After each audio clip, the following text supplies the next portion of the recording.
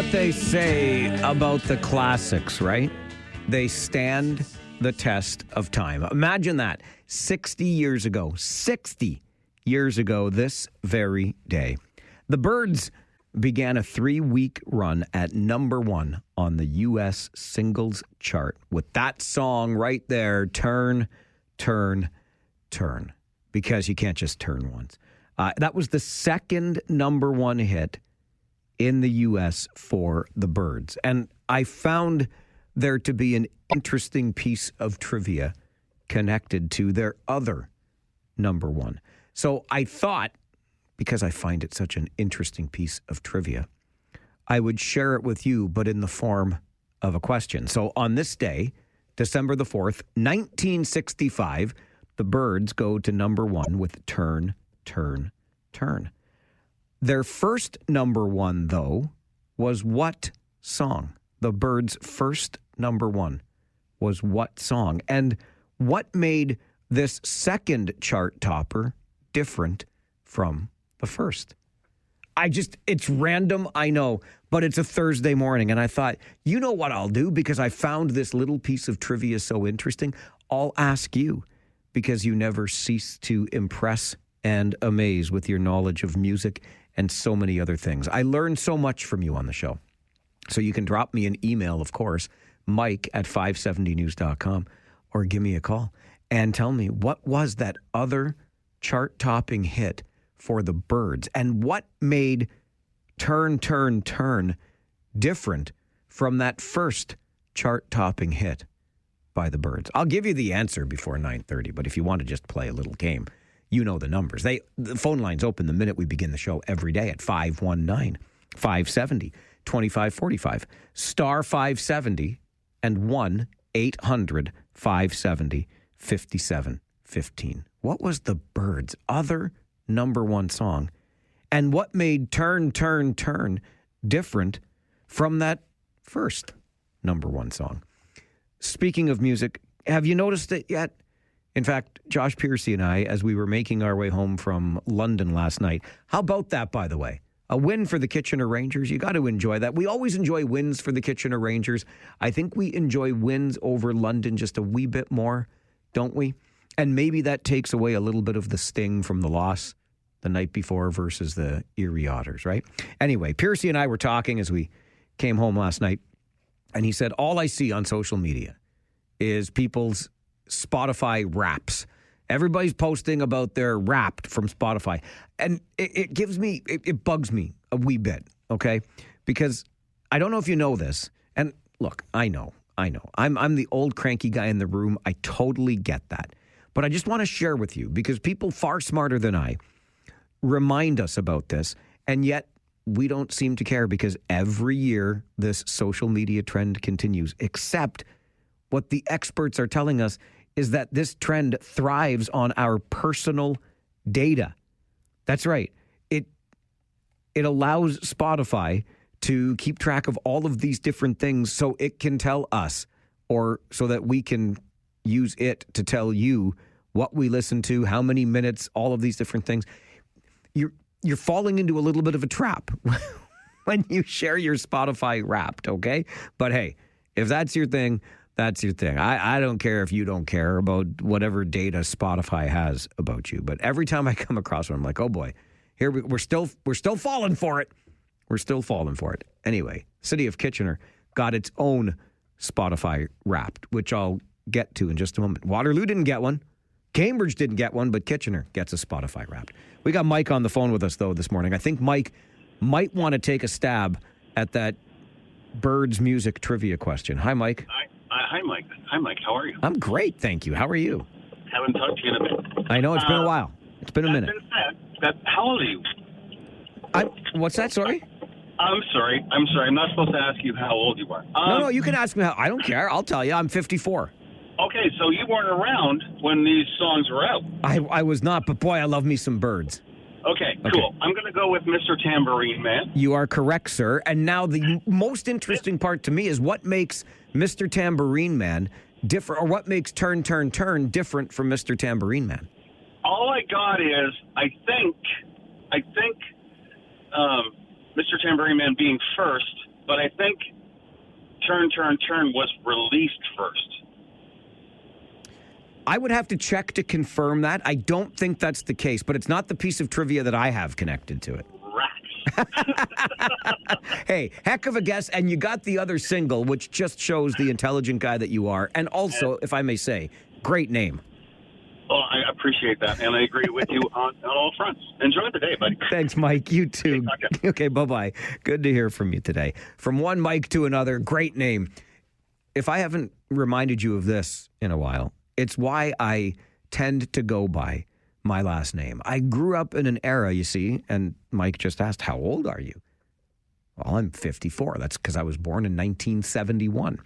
And if you went through my elementary school, either Sacred Heart or St. Anne's back in the 1970s, and you shouted, hey, Mike, down the hallway, do you know how many people were turning their heads around? We were all Mikes, and the girls were all Kellys. That's just the way it worked. I don't know. Anyway, so that tends to be why I go by Farwell, because there are a lot of Mikes. Nothing wrong with it. I actually like the name. I don't like Michael. Don't call me Michael. Whatever you do, don't call me Michael.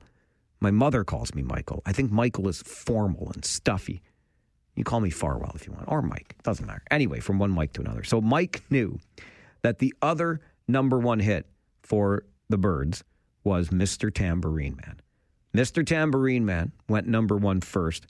Then along came Turn, Turn, Turn. So we're partway there with the little random trivia question I threw out. But what made Turn, Turn, Turn different than Mr. Tambourine Man as a number one for the Byrds back in the 1960s? Turn, Turn, Turn, the song we started the show with today, on this day in 1965, went number one. Mike knew that Mr. Tambourine Man went number one before Turn, Turn, Turn did. So he's partway there to the random trivia question. But what was it that made Mr. Tambourine Man or Turn, Turn, Turn a little different? Doug is with us on the phone this morning. He's got a guess. Morning, Doug. Hello, Mike. Hello, Doug. Yeah, my mother was the only one who ever called me Douglas too, but I always enjoyed hearing you say it because that meant you knew who the heck was calling you. That's right. I know it, my friend. I know it. Anyway, the only thing I could grasp onto that was the fact that Turn, Turn, Turn was based on the Bible. Well, I'll be darned. Was it really? Certain passages, when it comes to a time, the time for, now I'm having a hard time capturing the words. But there is a passage in the Bible that's very, very... sure, a time for all seasons. No, I'm thinking of Sir Thomas More, a time for all seasons. A man for all seasons. Oh, my goodness. Now I'm mixing all the metaphors, Doug. And I've never been good. I've never been good at song lyrics, but there you go. I got one real quick thing for you, Mike, and Sure. I know you love the term jackwagon. I got a real good one for you. You know that for, it's going on 16 years now, I've done a Christmas benefit concert for the food bank in Stratford. And my wife and I have we invested our time, our money to get this thing off the ground, put posters up. And I went to a couple of places that I frequent because I do business there. And somebody has saw fit to rip my posters down. And I really don't think these people understand what they're doing when they do that, because if people don't see it, they don't respond. And that hurts people who need help this time of year more than any other time. So anyway, there's a jackwagon that belongs in jail for you. So. All right, Doug, thanks for the call this morning. You're going to jackwagon jail if you remove the poster that was placed there to promote a fundraising event for the Stratford Food Bank. I can certainly understand that. And Doug, thanks for calling in this morning from the road, as you typically do. Jersey Bill is with us early this morning, too. Hello, Billy. Yes, and I was going to say the same thing about the Bible. Actually, I'll give you the actual, I don't know the verses, but I believe it's from the second chapter of Ecclesiastes. The first, the book starts, vanity of vanities, all is vanity. I believe the second chapter gets into this thing about everything having a season. There you go. Very well done, sir. I feel like I should know chapter and verse a whole lot better of the Bible, but I never learned it that way, or perhaps I never cared to learn it that way. My Catholic upbringing, I failed, Billy. Listen, I went to church every weekend, and when I had Sister Helene in grade 4, I was telling the story not too long ago, we went to a weekday mass once a week as a class before school. Oh, yeah, well, of course, Catholicism is more about tradition anyway. It's not sola scriptura. There you go. You're okay there. Thank you. I appreciate it, Billy. Appreciate it. All right, you enjoy your day. It's going to be tough to get to, so why don't I just share with you the end of the trivia, the second piece of this trivia. So, Turn, Turn, Turn by the Byrds began a 3-week run at number 1 on this day back in 1965. December the 4th, 1965, 60 years ago, the Byrds were number 1. It was their second number 1 song. Mike correctly reminded us that Mr. Tambourine Man was the Byrds' first number 1 single on the U.S. charts. But what made Turn, Turn, Turn different from Mr. Tambourine Man is that on Turn, Turn, Turn, the entire band was allowed to play on the recording. Mr. Tambourine Man, the Byrds were newer onto the scene, and there were studio musicians who performed on the recording. The Byrds established themselves a little bit better, and when Turn, Turn, Turn comes around, it's the entire band playing on the recording. So we could argue that Turn, Turn, Turn was the first official number 1 by the Byrds, the band, because when Mr. Tambourine Man came along, they had studio musicians playing parts of it for them. So there you go. That's the difference between Mr. Tambourine Man and Turn, Turn, Turn. Turn, Turn, Turn was all of the Byrds themselves, as opposed to some studio musicians that helped out with the recording of Mr. Tambourine Man. Okay, I'm going to get to that Kitchener, like the city's own Spotify Wrapped. I hope the city of Kitchener's Instagram page didn't post it, because I think the city of Kitchener as an institution knows better than to allow all that privacy to leak, right? But Spotify, it wants us to talk about it. I guess I'm falling into the trap too. I'll get to that, but first... 1, 2, 3, 4, 5, 6, 7, 8, 9, 10, 11, 12. We must get to your Farwell Show 5 for this Thursday morning, the 4th of December. Number 1, we know we're not supposed to park on the road during a snow event, right? Well, thousands of drivers were reminded of that the hard way during that big dumping of snow we got last week. More than 3,200 tickets were issued around the region from November the 27th to December the 1st. In Kitchener, 3 cars were even towed. A snow event is usually declared when 8 centimeters or more of snow is expected to fall. You might remember the picture on our Facebook page. What do you mean you don't know we have a Facebook page? We've got a Facebook page. You can follow along on Facebook, have some fun. Well, I don't know how much fun it is, but we showed the picture. Just search the Mike Farwell Show on Facebook. There's the page. And there was a picture from Cambridge that the city shared of a parked car blocking a plow's way on a very narrow street in Preston. You ought not do that, or you're going to get a ticket. Hundreds were issued, almost 700 in Cambridge alone, but 3,200 tickets region-wide issued during the snow event, and 3 tows in Kitchener. Number 2, Ontario's Superior Court will hear arguments on the constitutional rights of homeless people in February. The hearing surrounding the encampment at Weber in Victoria that the region would like to see cleared was originally set for last month, but the two sides are now currently in mediation. The court is now expected to hear the case in early February. Number 3 on your Farwell Show 5 this morning, the latest food price report projects an average family of 4 will pay an estimated $994.63 more for food in 2026 because of issues like trade and climate change. That will take the average annual food bill for a family of 4 to more than $17,500 next year. That's thanks to a projected 4 to 6% inflation rate for food next year. We're talking more about the report on the show this morning at 10. Number 4, police have released new information and a photo in connection with a fatal hit-and-run collision on the 401 through Ayr. That crash yesterday saw a 42-year-old tow truck driver from Kitchener killed while he was helping a stranded motorist on the westbound side of the highway. Now, the photo from OPP shows an 18-wheeler truck with a blue cab, a blue trailer, and a black tarp cover. You can find that photo on our website, kitchener.citynews.ca. This is yucky stuff. Check out that photo and maybe we can help get to the bottom of this one. Terrible story. And number 5 on your Farwell Show 5 this morning, major Canadian banks releasing their fourth quarter results today.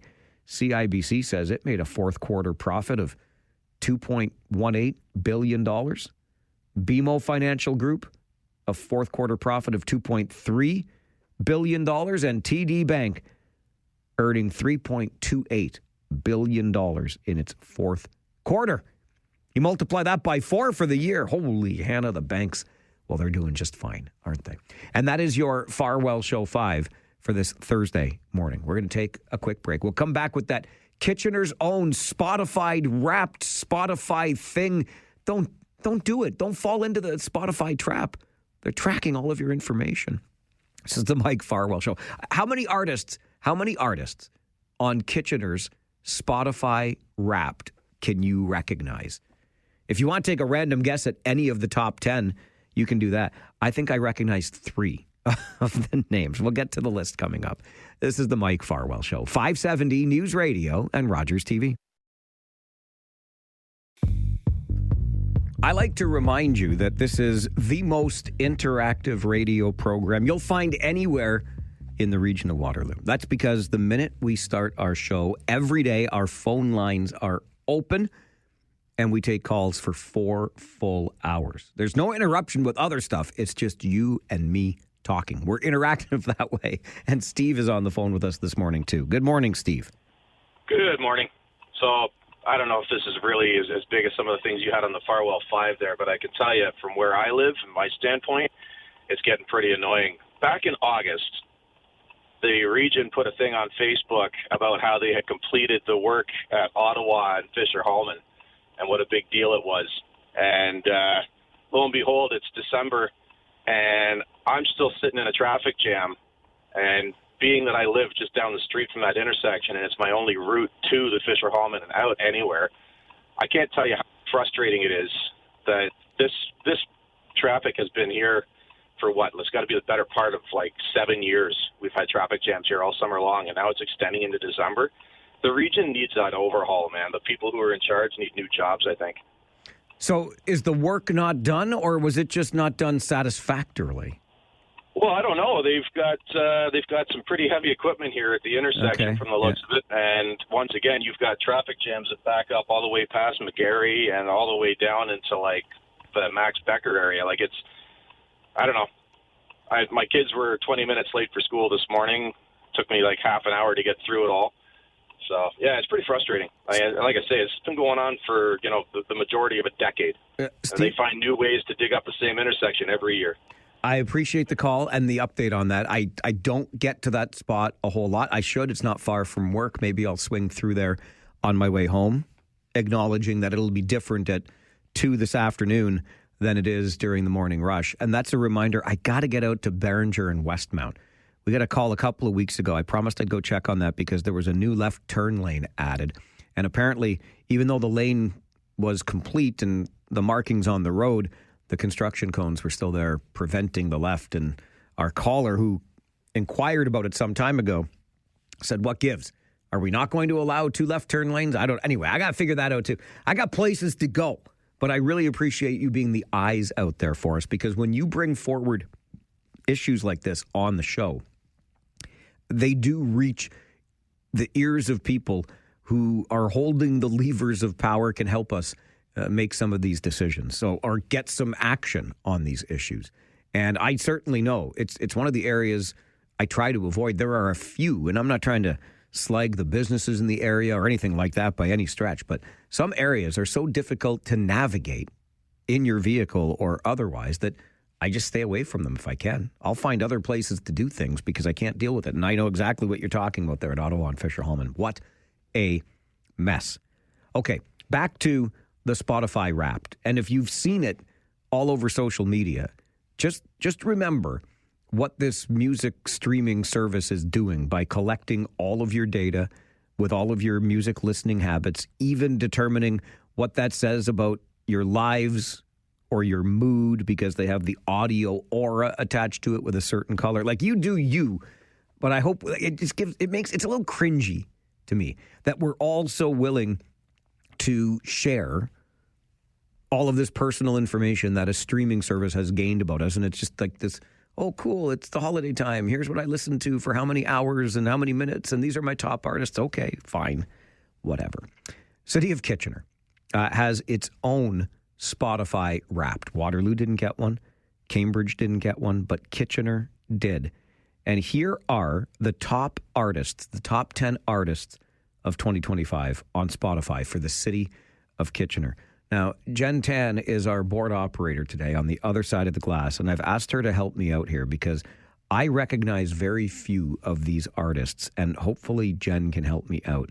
So let's start at number 10. Jen, I don't even know how to say this. Okay. Okay, it's S-Z-A. Ja. Who, what now? Or Za. Is that a person? Yes. Come on. Yes. Male or female? Female. Za. Yeah. What does she sing? I'm not pretty sure about her that's music. okay. But I you know think that it's name. more about R&B, hip hop kind of music. But yeah. All right, that's one I don't know. Okay, number 9, Tate McRae. I'm not familiar with Same. Right. Okay, Yes. we're okay. Obviously male. Number 8, Kanye West. I'm okay Yes, with. of Okay, course. I remember the college dropout tour. Okay, but that 100%. okay. I don't know anything. But I know the guy's a little off the. A lot of issues. Yeah, he's a lot of issues is good. I think I know this guy. You can help though. Okay. Okay, Travis Scott. I heard him. I've heard his music before, but Yeah? I'm not a fan. Okay. But yeah, What kind of music do you like? it's a mix. It's a variety. Okay. But I do love old music. You like some yacht I'm rock? I'm an old soul. An old soul. Okay. Yes. Travis Scott. I feel like, was he dating somebody or something? I don't know. You're so updated than me. I'm trying. I am not. Okay. Number 6. I always get. I think he's a rapper. Sorry, Travis. Travis Scott Yes, is a rapper? yes, yes. Okay. This guy I've heard of, Okay. but I always get him mixed up with 2 other people. Okay. So it's Zach Bryan, who I get mixed up with Zach Brown and Luke Bryan. Those are both country artists. I used to work at our country station. Zach Bryan, who's that? I don't know. Okay. No idea. Number 5, Kendrick Lamar. Kendrick, yes. I can't even get started with the first time I heard Kendrick Lamar. Oh my gosh, our daughter's boyfriend played it for us. And I'm like, what are you listening to? So I wish I had never heard it, but there you go. Number 4, The Weeknd, who forgot the The Weeknd, third of E. Of course, we know that one. Number 3, Morgan Wallen. I'm familiar with him. Oh, yeah. Okay. I'm not. You're not? He's country. Okay. He better That's be. I just said I'm familiar with him. I think he is. Number 2, Okay. I guarantee you I've heard of this girl. Somebody named Taylor Swift? Of course. Of course. And who do you think, Jen, Number 1. is the top artist in Kitchener for 2025 on Spotify? I'm just guessing Olivia Rodrigo. Who's that? Drake is the answer. Oh, Drake. Drake. Yeah. There you go. Perfect. So, Ja, Ja. Tate McRae, Travis Scott. Well, I guess that's only 3 I don't know. I've heard of the other ones. Mm-hmm. Maybe I know more about modern music than I thought. Oh, yeah. Kitchener's got its Yes, own. you are, yeah. Did you share a Spotify Wrapped list? Okay, believe it or not, I don't have Spotify on my phone, but I do have an account. I used to before, Okay, but well, I don't. It's okay. If you don't use it, then they're not tracking you. That's a very good way to protect your privacy. All right, we got to get you to the 570 News Center for an update. And then, who cares, says Prime Minister Carney. I think a lot of people do, and we'll talk about it coming up. This is the Mike Farwell Show, 570 News Radio and Rogers TV.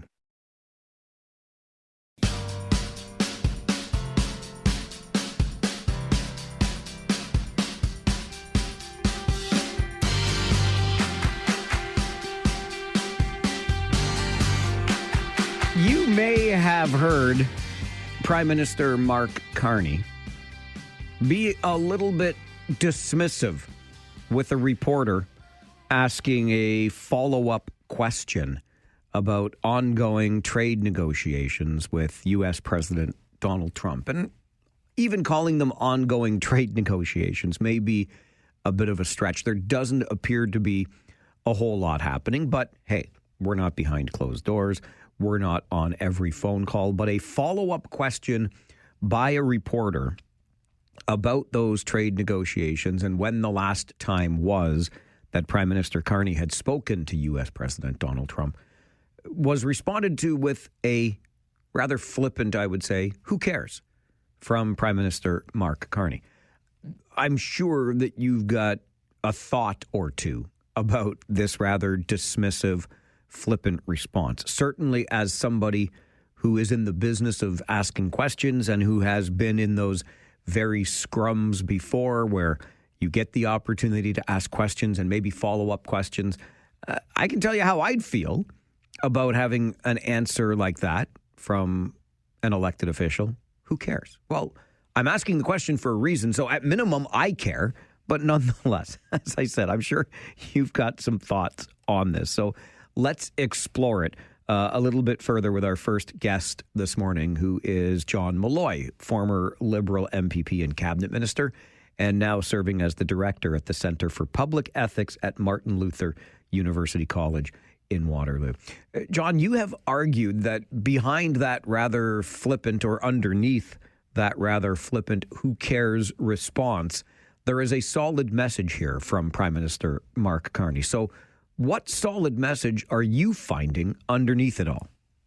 Yeah, I mean, the first thing is I admit that "who cares" was perhaps not the best choice of words, and the Prime Minister's apologized. But let's take a step back. A year ago, literally almost a year ago to the day, Justin Trudeau went down to Mar-a-Lago, he and his entourage, to sort of pay homage to a incoming president, and what came out of that was the idea of Canada should become a 51st state. And everybody, all the pundits and chattering classes, and you and me and your listeners all went crazy and said, we're not a 51st state, we need to carve out our own independence.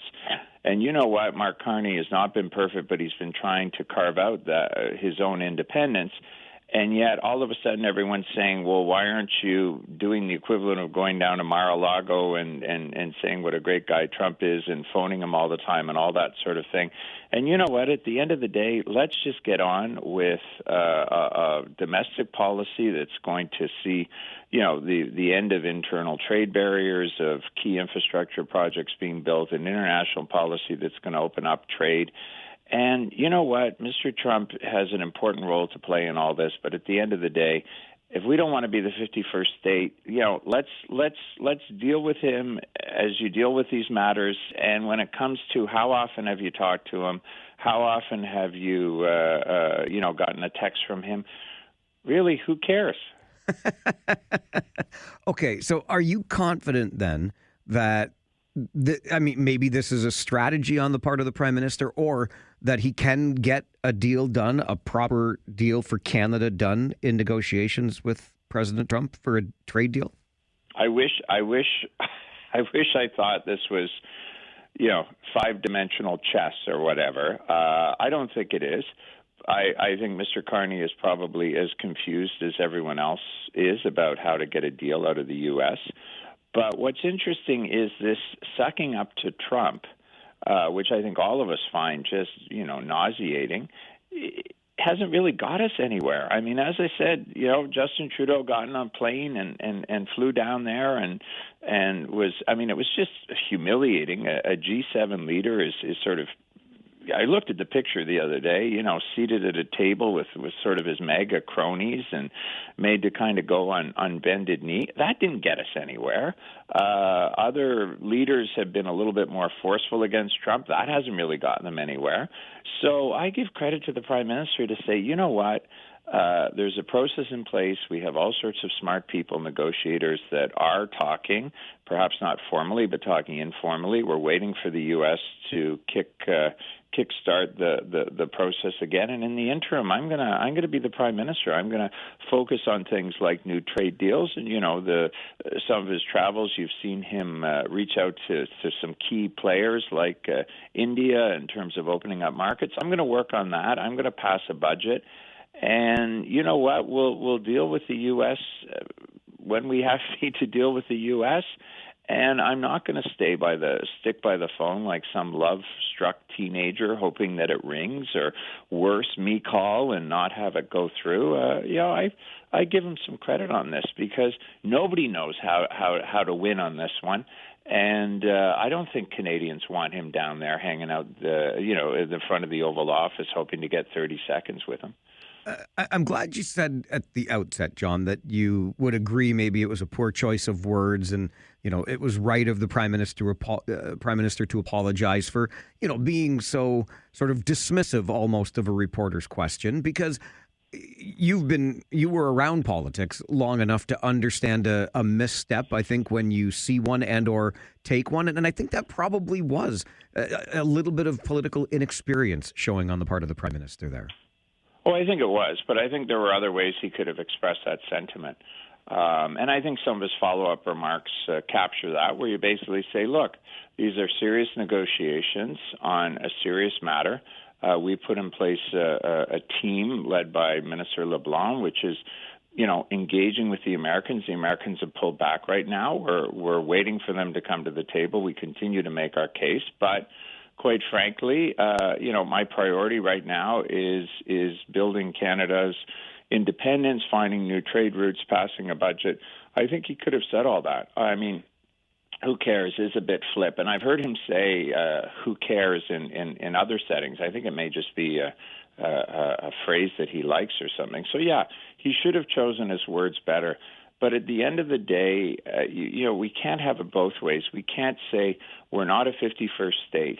We don't want to be treated like a 51st state and then get all upset when the Prime Minister isn't talking to President Trump every other day for two reasons. One, it's kind of humiliating. And on a more practical level, I don't think it's getting us anywhere. It certainly didn't get Justin Trudeau anywhere.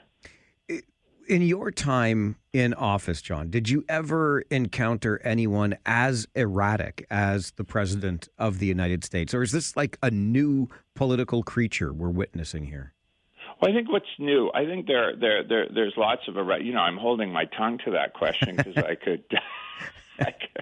Now's the time for the book, John. You're out of office. I was going to say I spent two rounds as minister in charge of higher education, so I had to deal with college and university presidents. But no, I say that as a joke.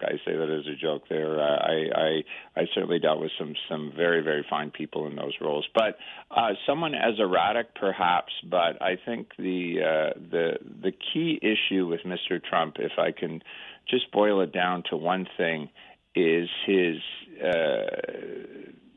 habit, I guess, of overstepping the rules, of not sticking with what are sort of accepted norms. And that may sound like a little thing, but I mean, at the end of the day, we have certain rules, we have certain understandings, we have certain conventions when it comes to something like trade.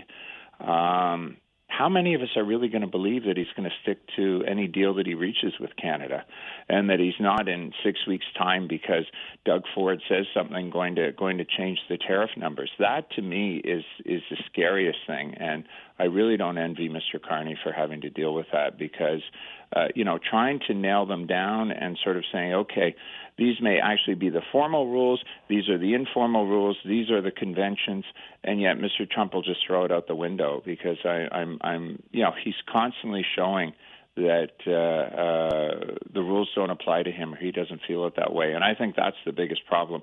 Are there erratic players out there? There's lots of erratic players out there, but this is certainly the one area where I think negotiators must just be rolling their eyes and scratching their head and perhaps banging their head against the wall. John, always appreciate the perspective. Thanks for making time for the show. Thank you, Mike.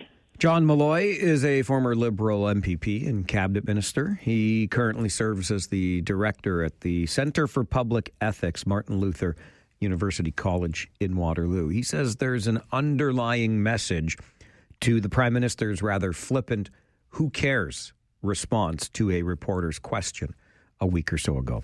Real quickly, as a complete aside, I'm doing a 180 here. Forgive me for that. But Jen, who is on the other side of the glass today, says a couple of people have phoned wondering, hey, what's the theme for All Request Friday this week? I try to mix that up during the day and give you different times so I can reach some different ears letting folks know. But because you're calling and asking, the theme is giving, because we just passed Giving Tuesday a couple of days ago. So give a little bit. Give me some lovin'.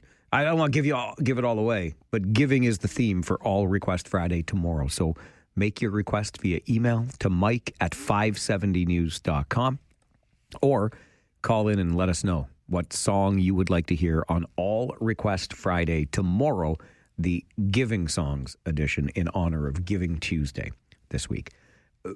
We now return you to your regularly scheduled programming, that conversation with John Malloy, who says beneath that rather dismissive who cares response to a question is the message that, listen, I'm not going to bend at every whim of the President of the United States. I'm going to work on agreements with other nations in the world. I'm going to play the long game here. I guess not look like that love-struck teenager who's chasing the person they're so interested in.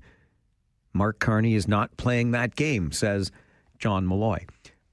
I probably take this a little more personally than some because, as I said earlier, I have been in those forums where you're a reporter, you get the chance to ask a question of an elected official at a media conference, whatever the case may be.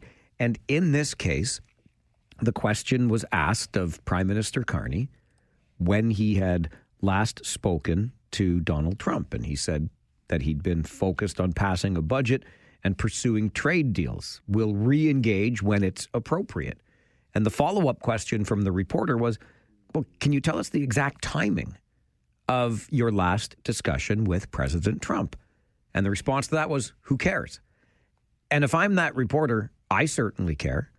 I'm asking the question for a reason, and I would suspect the reason for asking it, I wasn't this reporter, but I would be asking that question because I would think you want to know the answer to that. You don't want just something vague like, we'll re-engage when it's appropriate. We're very busy doing other things. I think you would like to know, is there progress on the trade deal front with the president? And if I got that answer, it's not going to make me feel all warm and fuzzy as an individual as I continue to cover the prime minister or whomever that elected representative happened to be. I think a little courtesy goes a long way. I think we're seeing some inexperience here.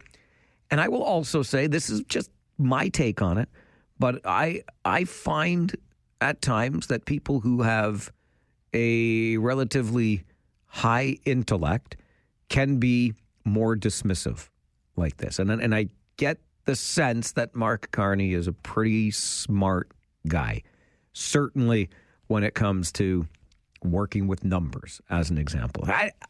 Again, this is all just my take. I don't love the response.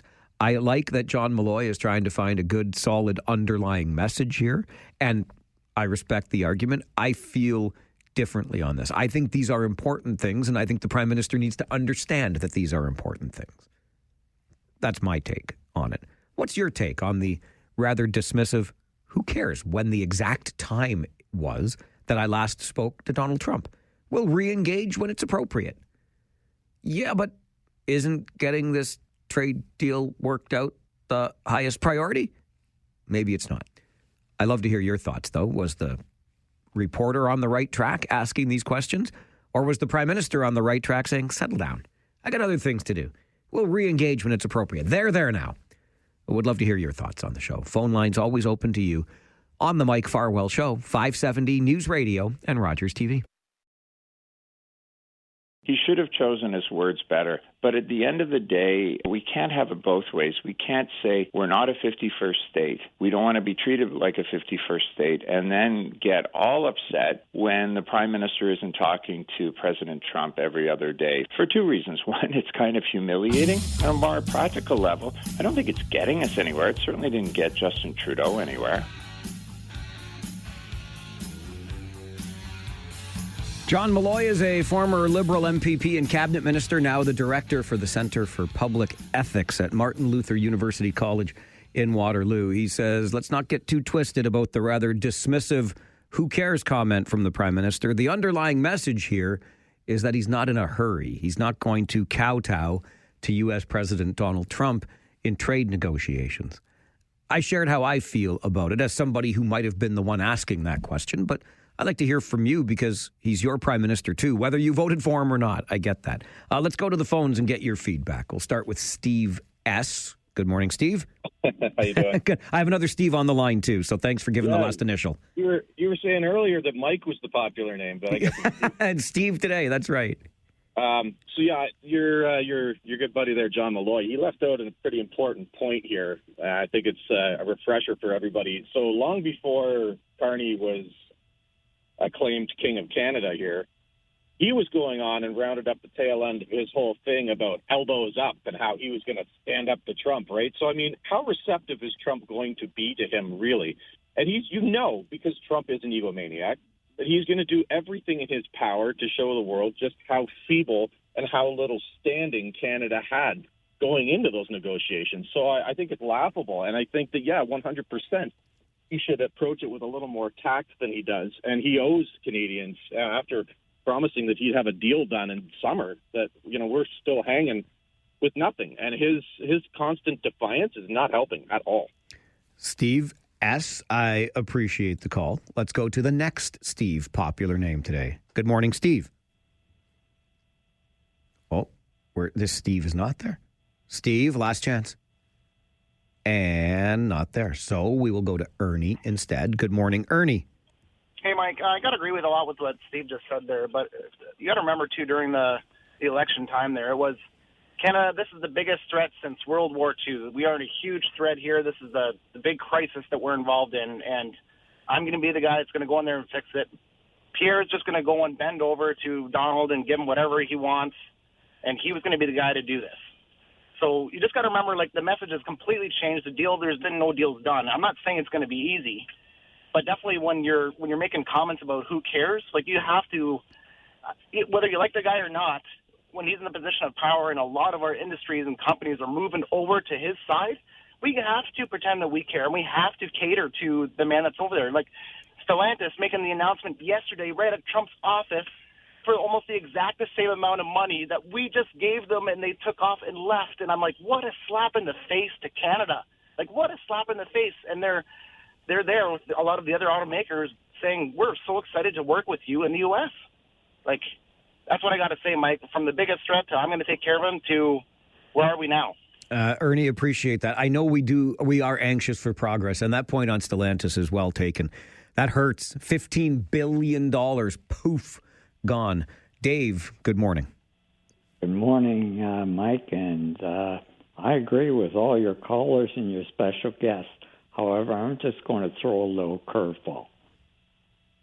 I sit back and my own view is I try to ignore, if ever possible, on anything coming out of the States, because I keep saying to myself, supposedly, he's only around for one term.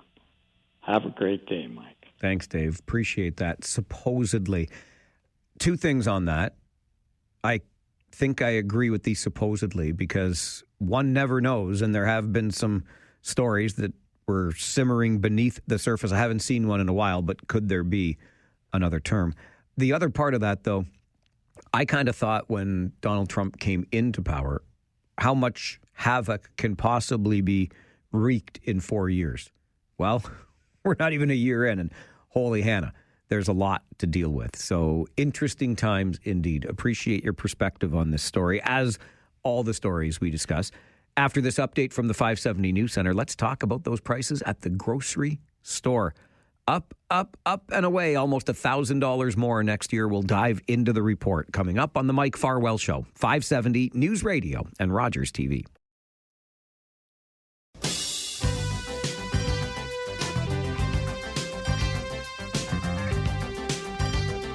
Well, you just heard Jamie Pulfer in that update from the 570 News Center with Mark Douglas, our reporter, Jamie, on the increasing costs for us at the grocery store next year. It's something that we've been talking about throughout all news mornings today with Christine Clark and Mark Douglas, and we're going to do a deeper dive into that latest report right now.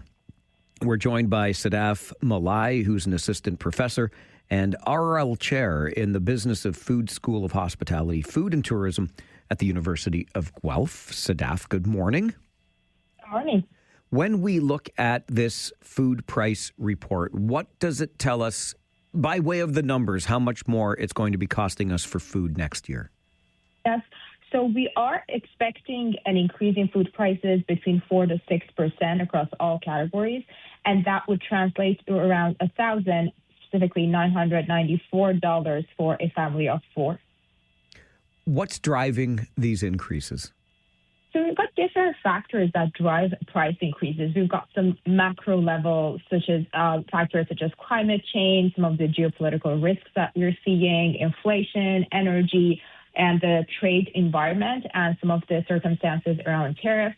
But then we also have some factors that are more related to the sector. So, for example, the food retail and the distribution and the supply chain, and also some of the regulation and policies, for example, the front of package labeling that is starting in January next year. So these are some of the things that impact prices. But one thing that I think we should highlight is that price is just a number. And for consumers, it's their budget and affordability that's very important.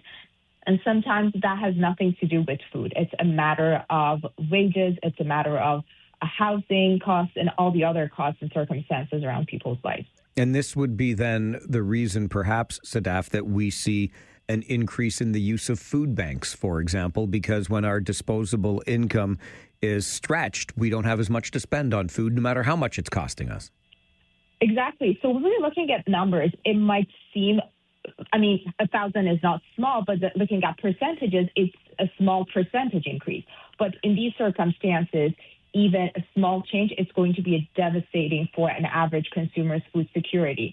And also, we are seeing an all-time high in visits to food banks, meaning that people do not have enough disposable income to be able to afford food that is healthy, that is nutrition, or just be able to afford food.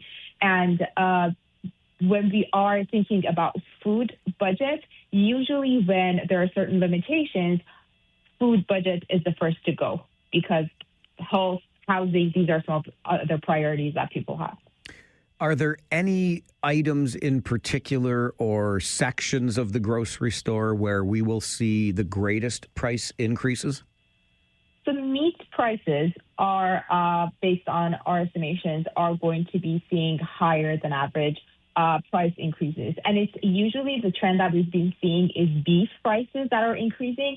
This year it's estimated that chicken prices are going to be increasing as well, which is not good news because with beef being so expensive, many consumers changed to chicken because it was the more affordable protein option. Now, with chicken prices increasing, that means consumers now need to pivot to another protein option. And there are some affordable protein sources, legumes and pulses, that are more affordable for consumers, and they have the potential nutritional benefits for the consumers. But we also have to think about the fact that people should be able to choose plant-based food or legumes or other sources or alternatives because they want to choose that, not because they can't afford chicken or beef.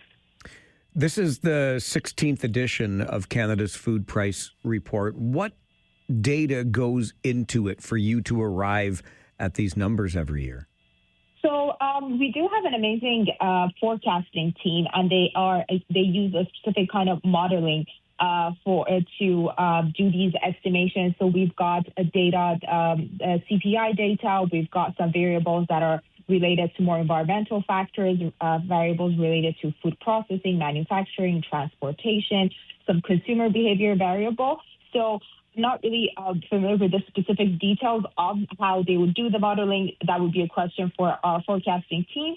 But we have made some modifications to how we are doing the forecasting compared to previous editions. So we'll have to see how last year's estimations turned out to be true and in line with what actually happened. So we'll have to see what will happen next year. There's been a great deal of attention being paid, Sadaf, to profits in the grocery industry, some even suggesting perhaps they should be capped and that sort of thing. Do we know how much of this increase that families will feel in food prices next year is connected to the profits? Are there increases to the profits in the grocery industry? So the whole landscape of the grocery industry and the food retail industry is going to impact prices. In Canada, there are 4 main retailers that have most of the market. That means that there's not enough competition. And then if you're a small local farmers or some smaller markets, they might not have some of the advantages that they do. So that means they'll be able to control some of those pricings or some of the options that are available. And that is definitely going to impact prices. But then with some of the new policies that we are seeing coming into effect, we'll have to see how that unfolds and if that's going to maybe have some relief on some of the pricing increases. Sadaf, I appreciate your time on the show today. Thank you very much for being here. Thank you so much for having me. Have a great day. You too. Bye-bye. Bye. Sadaf Malai is an assistant professor in the Food School of Hospitality, Food and Tourism Management at the University of Guelph, joining us to talk about Canada's food price report for 2026. And as mentioned at the outset, this has been a story featured in our news all day here on 570 News Radio.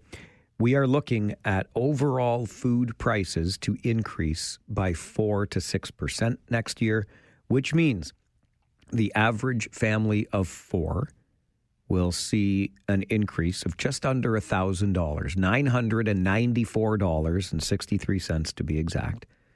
And let this number just sink in. That means for a year, the average family of 4 will spend more than $17,500 on food. We know all of the various impacts here, right? Sadaf talked about when it comes to one's expenses, you've got rent, you've got the heat, right? The water, etc. And as those costs increase, or if your wages are not keeping up with those cost increases, rent could be mortgage, renewal after a pandemic low interest rate, those sorts of things.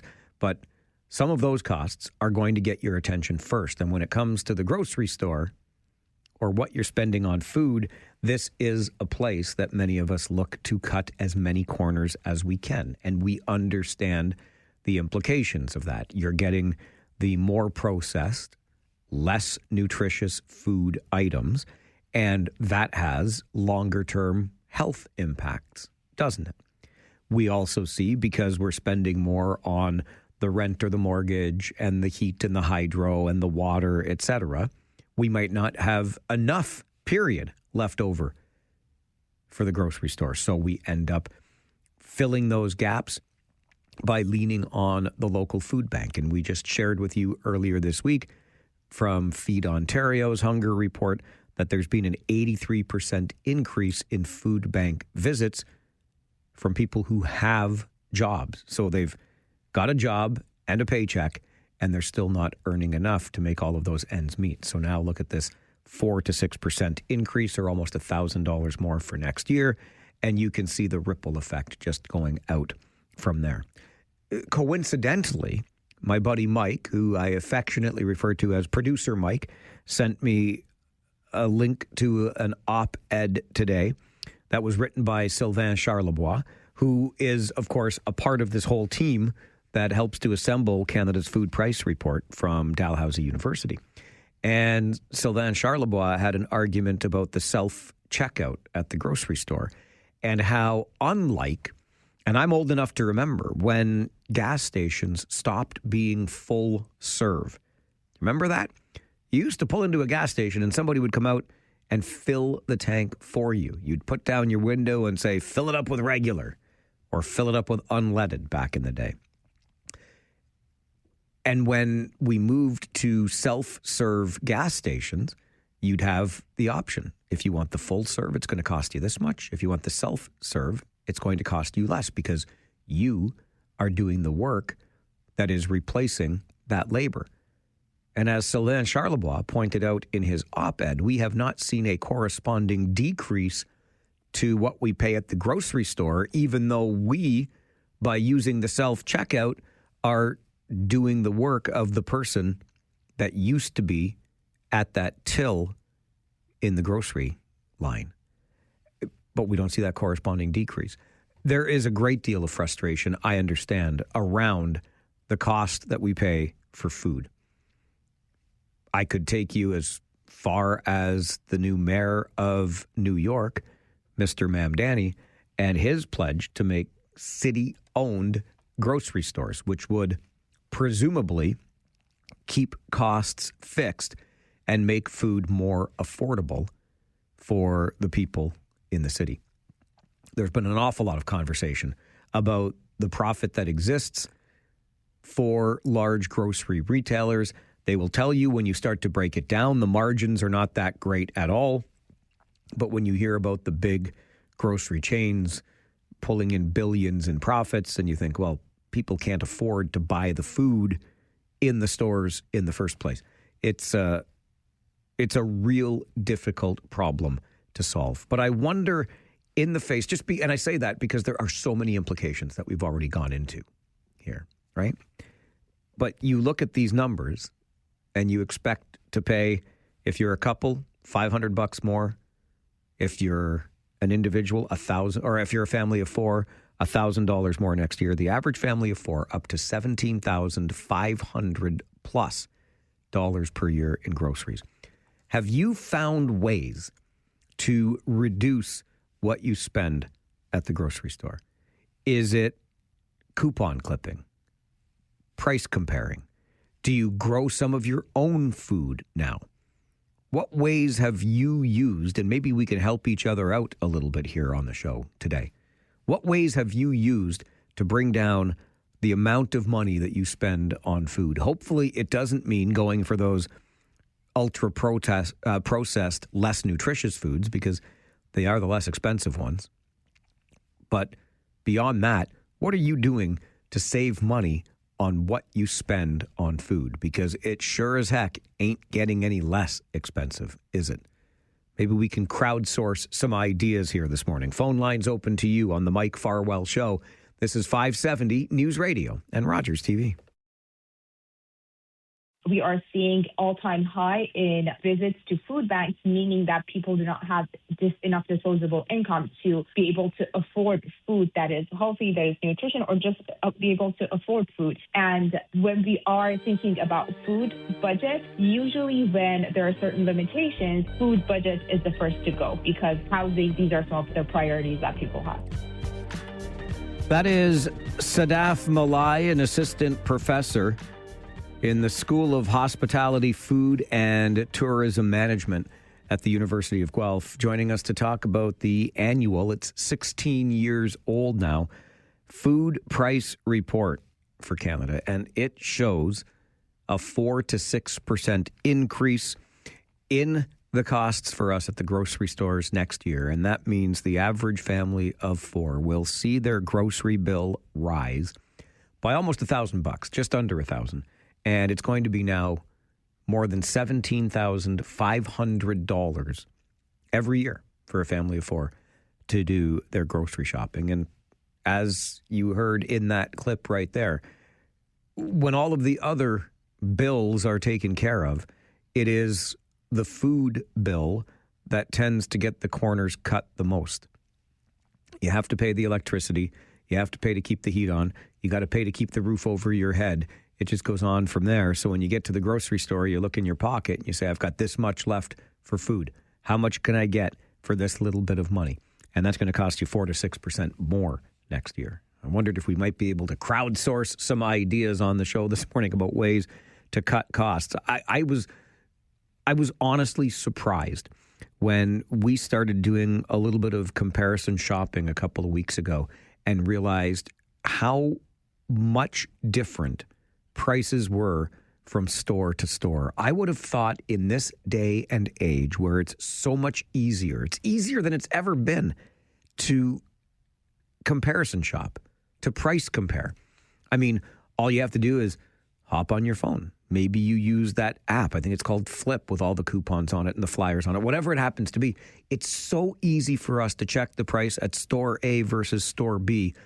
I was shocked at how different the prices can be. Like I'm talking several bucks on some items. So guess what we do in the Farwell household now?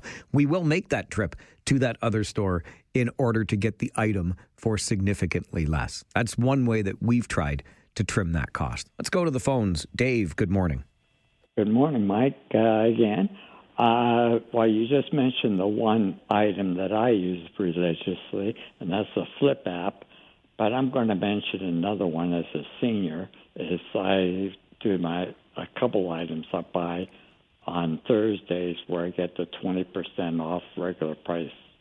So have a great day, Mike, and thank you again. Thanks, Dave. Appreciate that. You know, you're talking about the discount you get at a given retailer, and when I was talking a week or so ago about free transit for seniors, somebody had mentioned to me that it should be on such and such a day because that's the day that such and such a store offers the discounts for seniors. So listen, you double up then, I guess, on your discounts. You get a free transit ride and you get to the store that gives you the discount on that particular day. So makes a lot of sense that way.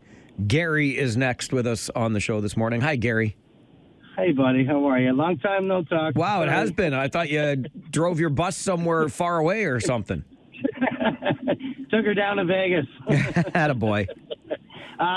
Yeah, just quickly, it's unreal. Like how everything is costing. Like, you know, they're saying we're going to pay more money next year for food. Like, it's absolutely insane right now. And my lovely better half, she's the one that does, that Flip app, and she price matches, and it's sad, but we end up going to like 2 or 3 different stores and just to get that $2 off or $1 here or $1 there. Like it's absolutely brutal. I don't know what else they want us to try and do, but like just hearing that next year we're going to be paying more, I'm already doing 2 jobs, and like a lot of other people, just we're grinding it as much as we can. Like, I don't know, do I need to get a 3rd job or something? Yeah, I hear where you're coming from, Gary, and thanks for sharing that, because grinding it, I think, is the way a lot of us feel.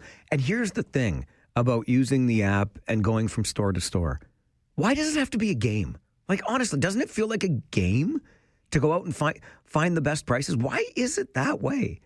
Why shouldn't the price just be the price? I know, sounds like an idiot over here, but really, why does it have to be a game just to get a reasonable price on produce? I don't quite understand that. George in Cambridge, good morning. Yes, Mike, the reason is it's called competition. Everybody out there is trying to compete that same dollar.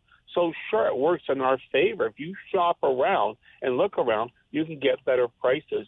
Mike, I was surprised by the number they gave. Like $17,000 it's going to cost for a family of 4. That's what I thought too, George. That's a big number, isn't it? It does seem high because we're a family of 4, and I did a quick math in my head as I was listening to that. We're more in that $12,000 to $14,000 a year from what I can put together here between the years, and I don't know why it would be that high unless people are not as careful with their money. Yeah, it could be. I mean, if you're up to $17,500-ish a year, you're about $1,500 a month, right? That would translate to $18,000 a year. Could depend on the age of the kids, obviously the things that you're buying, etc. But 16 years now for the Canada Food Price Report, and that's what we're looking at for next year. A $1,000 roughly increase, 4 to 6% more. All right, we are fast approaching an update from the 570 News Center. And then, is it Thursday already? I think it's Thursday already. And that means Gary Chalk is here with his humor column, Living Retired, that he brings to life on the show. Gary is feeling better, and he's back to entertain and amuse us in the next 30 minutes. Stay with us for Living Retired on the Mike Farwell Show, 570 News Radio and Rogers TV. Hookah chaka, hookah, hookah, hookah chaka, hookah, hookah, hookah chaka, hookah, hookah, hookah chaka, hookah, hookah. I can't stop this feeling deep inside of me. Girl, you just don't realize what you do to me. When you hold me in your arms so tight, you let me know everything's alright. I'm hooked on a feeling. Well, that music can mean just one thing. Forget the ooga chaka. It's a Gary Chalk. Gary joins us every Thursday morning at 10:30 here on the show. Gary writes a humor column, you see. It's called Living Retired. I was introduced to the column some time ago, got to know Gary a little bit, and we put our feeble minds together, Gary and I did, and thought, we could bring this column to life as part of a radio show. So it's Living Retired, the radio edition. I encourage you, though, to check out the column for yourself. You'll find it online at livingretired.press. And while you're there, you sign up for the weekly delivery right to your inbox so you can get a chuckle amidst all of the other things that sometimes clutter your inbox. And hey, if you like what you hear, and I know so many of you do, remember that Gary would be more than happy to come and speak to your club or at your corporate event. He was recently at a Probus Club event in Cambridge, and he can bring this same wit and this same humor to your event as well that he brings to us every Thursday morning at this time. Gary, it's good to have you back this morning. You feeling okay? Yeah, I think I am, Mike. Well, put it this way, it's feeling pretty good, and then you're talking about all the cost of the grocery increase. You know what we should do? Let's put our feeble minds together again. And what I think we should do, we got to reduce, obviously, the prices, and the place to start is obviously the necessities. When you go to the grocery store, the necessities. So lottery tickets, beer, and wine. We got to get those prices down. Great point, Gary. You know the necessities when you see them. Hey, living retired, I got enough time on my hands to think about things. I love it. I love it. You know what? Do you like the word epiphany? I love the word epiphany. For me, it always meant the time that the Christmas tree came down. Yeah. Yeah, which was 2 hours after you put it up. Yeah, that's right. That's right. We had an epiphany, and then we realized it was a bad idea to put it up in the first place. Oh, tell me about it. Well, the four, I now know the four most common everyday medical conditions that affect middle-aged adults, and those are occasional constipation, gas, bloating, and diarrhea, postnasal drip, and irritable bowel syndrome. Gary, we're going to have to start putting a trigger warning on these conversations. If it's not too close to lunchtime, I suppose. I guess. But, the reason I know that these things affect millions and millions of us is because I watch cable TV news. It seems every commercial on cable television news that I see, it's for occasional constipation, gas, bloating, diarrhea, postnasal drip, irritable bowel syndrome. But here's the epiphany. From what I can tell from watching these commercials, it seems that these people have been cured, totally cured of these conditions by simply hiking through the woods. I've seen those people, Gary. Yeah, they're always, I think they're in the Muir Woods out amongst the tall redwoods in California. They're hiking, and it's always a very attractive, very fit, very well-dressed couple, and they're living retired. They look happy, holding hands.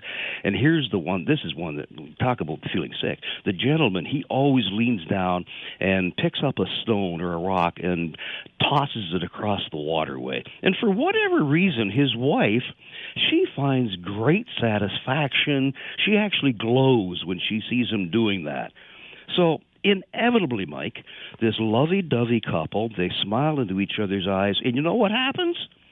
Another healthy, totally fit, middle-aged couple, they just walk out of the woods.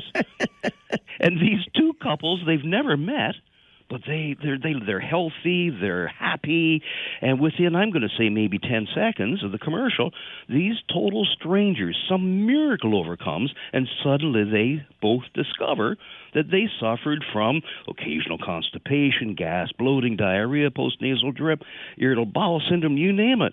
And these typical middle-aged, beautiful couple do, you know what they do?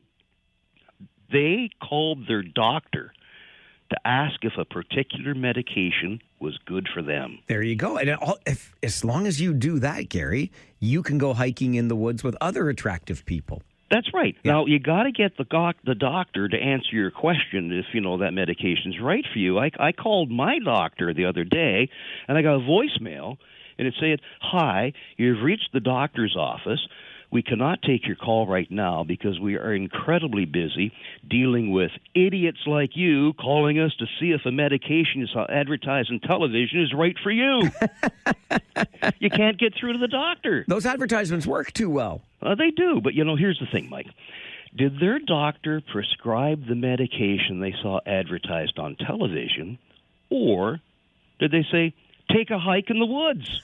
Oh, could be. Could be, absolutely. Now, I don't make this stuff up. I know. Here at the Living Retired World Headquarters. It's a very good research team there. That's right. The TV ads has some copy scrolling across the bottom of across the ad, and the announcer sort of sounds like an auctioneer describing the life-threatening outcomes that you need to be aware of. Here's the thing, and I speak the truth, Mike. At the bottom of the TV screen of a commercial I saw just the other week, and this is the truth, it said, "This is a dramatization. The exact way this product works is not known." I imagine some mad scientist in his lab coat, he's squirting some sort of a liquid into a rat that's running around a little wheel, and all of a sudden the rat didn't have irritable bowel syndrome, so we got to market this product. Gary, why would you want to know exactly how it works? Anyway? Oh, don't tell me. Gary Chalk joins us on Thursday mornings at 10:30. He writes the humor column Living Retired, and we bring it to life on the show. I encourage you to check it out, livingretired.press. When we come back, keeping in a similar vein, you got a headache? Well, whatever you do, don't do what Gary does. We'll find out coming up on the Mike Farwell Show. This is 570 News Radio and Rogers TV.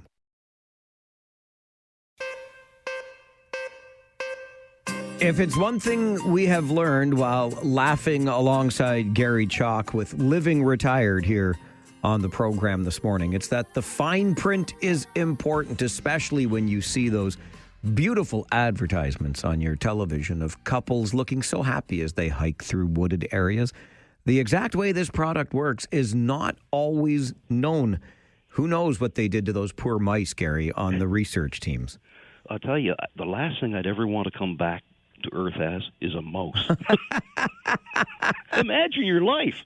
I couldn't. Actually, no, I could imagine that they're getting some good scraps at the Farwell household these days. I find those suckers all over the place. You're right. But the fifth most frequent medical condition after occasional constipation, gas, bloating, diarrhea, postnasal drip, and irritable bowel syndrome is headaches. Oh, the headache. The dreaded headache, Gary. The dreaded headache. And I'm not making light of it. They can be debilitating at times. Now, I'm not talking the type of headache that I get when Jan suddenly says, "Gary, it's time to replace the decorator candles. It's Christmas time. We need the roast turkey dressing and cranberry liquid hand soap." I'm not talking about that kind of headache. Right. No, I'm talking about the headache, the bad headaches, like coming from Waterloo Council, where they decided with 78 people complaining, we won't have fireworks. That is a headache. A headache for sure. Yeah. So you got the headache. What do you do? There's lots of ways to treat it, but it's really what works. And from my personal experience, now this is, just me, I tend not to take an over-the-counter headache remedy. And I know it sounds counterintuitive, but there's a good chance if you go to the pharmacy for headache pills, it's only going to worsen your condition. And that's because the pharmacies today, they're significantly different from when we grew up. Mike, do you remember as a kid going with your parents to a pharmacy, and the dispensing area was at the back of the store, and the pharmacist and the staff, they stood behind a counter, they looked down at the customers? Yes, absolutely. Well, I always felt as a kid, I felt like, the friendly giant on television. I had to look way up to see the pharmacist. Sure. Yeah, well, they've changed that now. They're still at the back of the store, but they're on ground level. But the stores are massive. They've got shopping carts. There's even, it's more in the States, I think, but they have drive-through windows at pharmacies. Think about it. Instead of a drive-through with, you say you want a double-double, you just say you want extra-strength Tylenol. and it's just you're delivered right while you're sitting in the car. But if you do go in the pharmacy, they lay them out. You have to trek through the women's makeup section when you walk in. Now, this is easier said than done, Mike. You better pack some energy bars, you better wear some sturdy, comfortable footwear, some flip-flops or something. You got a big hike in front of you. Then you finally make it through the perfume section. Then you're into the shampoo section. You're into the vitamin section. There's the postal outlet over in the corner. There's the stacks of bottled water. You got the lottery center. You got the photo processing center. There's the greeting cards with all those mismatched envelopes. There's organic milk. There's non-genetically modified butter. The human genome testing center. These pharmacies these days, if you didn't have a headache, you got one when you walked in looking for headache relief. I can understand everything you're telling me, Gary. They just want more of my money, and I don't like giving that away. No, exactly. Now, you know when you get to the headache relief section, because everyone looks the same, bewildered. I mean, the headache relief section, just by sheer size, Mike, it rivals the yogurt cooler at a grocery store. It's massive. Now, as a consumer, as a headache sufferer, we can select our pills in many forms. We can get them pill form, capsules, caplets. They're in liquid, fast-acting, coated, non-coated, easy to swallow. You can choose regular strength, extra strength. I'm thinking next it'll be headache medication in the form of a gummy, or maybe they've already done it. I don't know. They might have. They might have. Yep. So now you finally have your headache pills, and you're back home. You think you had a headache before you went? Whoa, you're going to get a head-thumping one right now. That's because you got to open that darn tamper-proof package so you can get into the pills. You betcha. Yep. Now, to open the tamper-proof package of pills, it's even more difficult than trying to maybe even tie a knot on a balloon. It's hard work. So for personal security, I understand personal security, the pill containers, they're provided in sealed, impossible-to-open packaging. They call it child-proof. Well, guess what? It's also adult-proof. I get so frustrated with it, Gary, you have no idea. I wonder every time why they do this to me.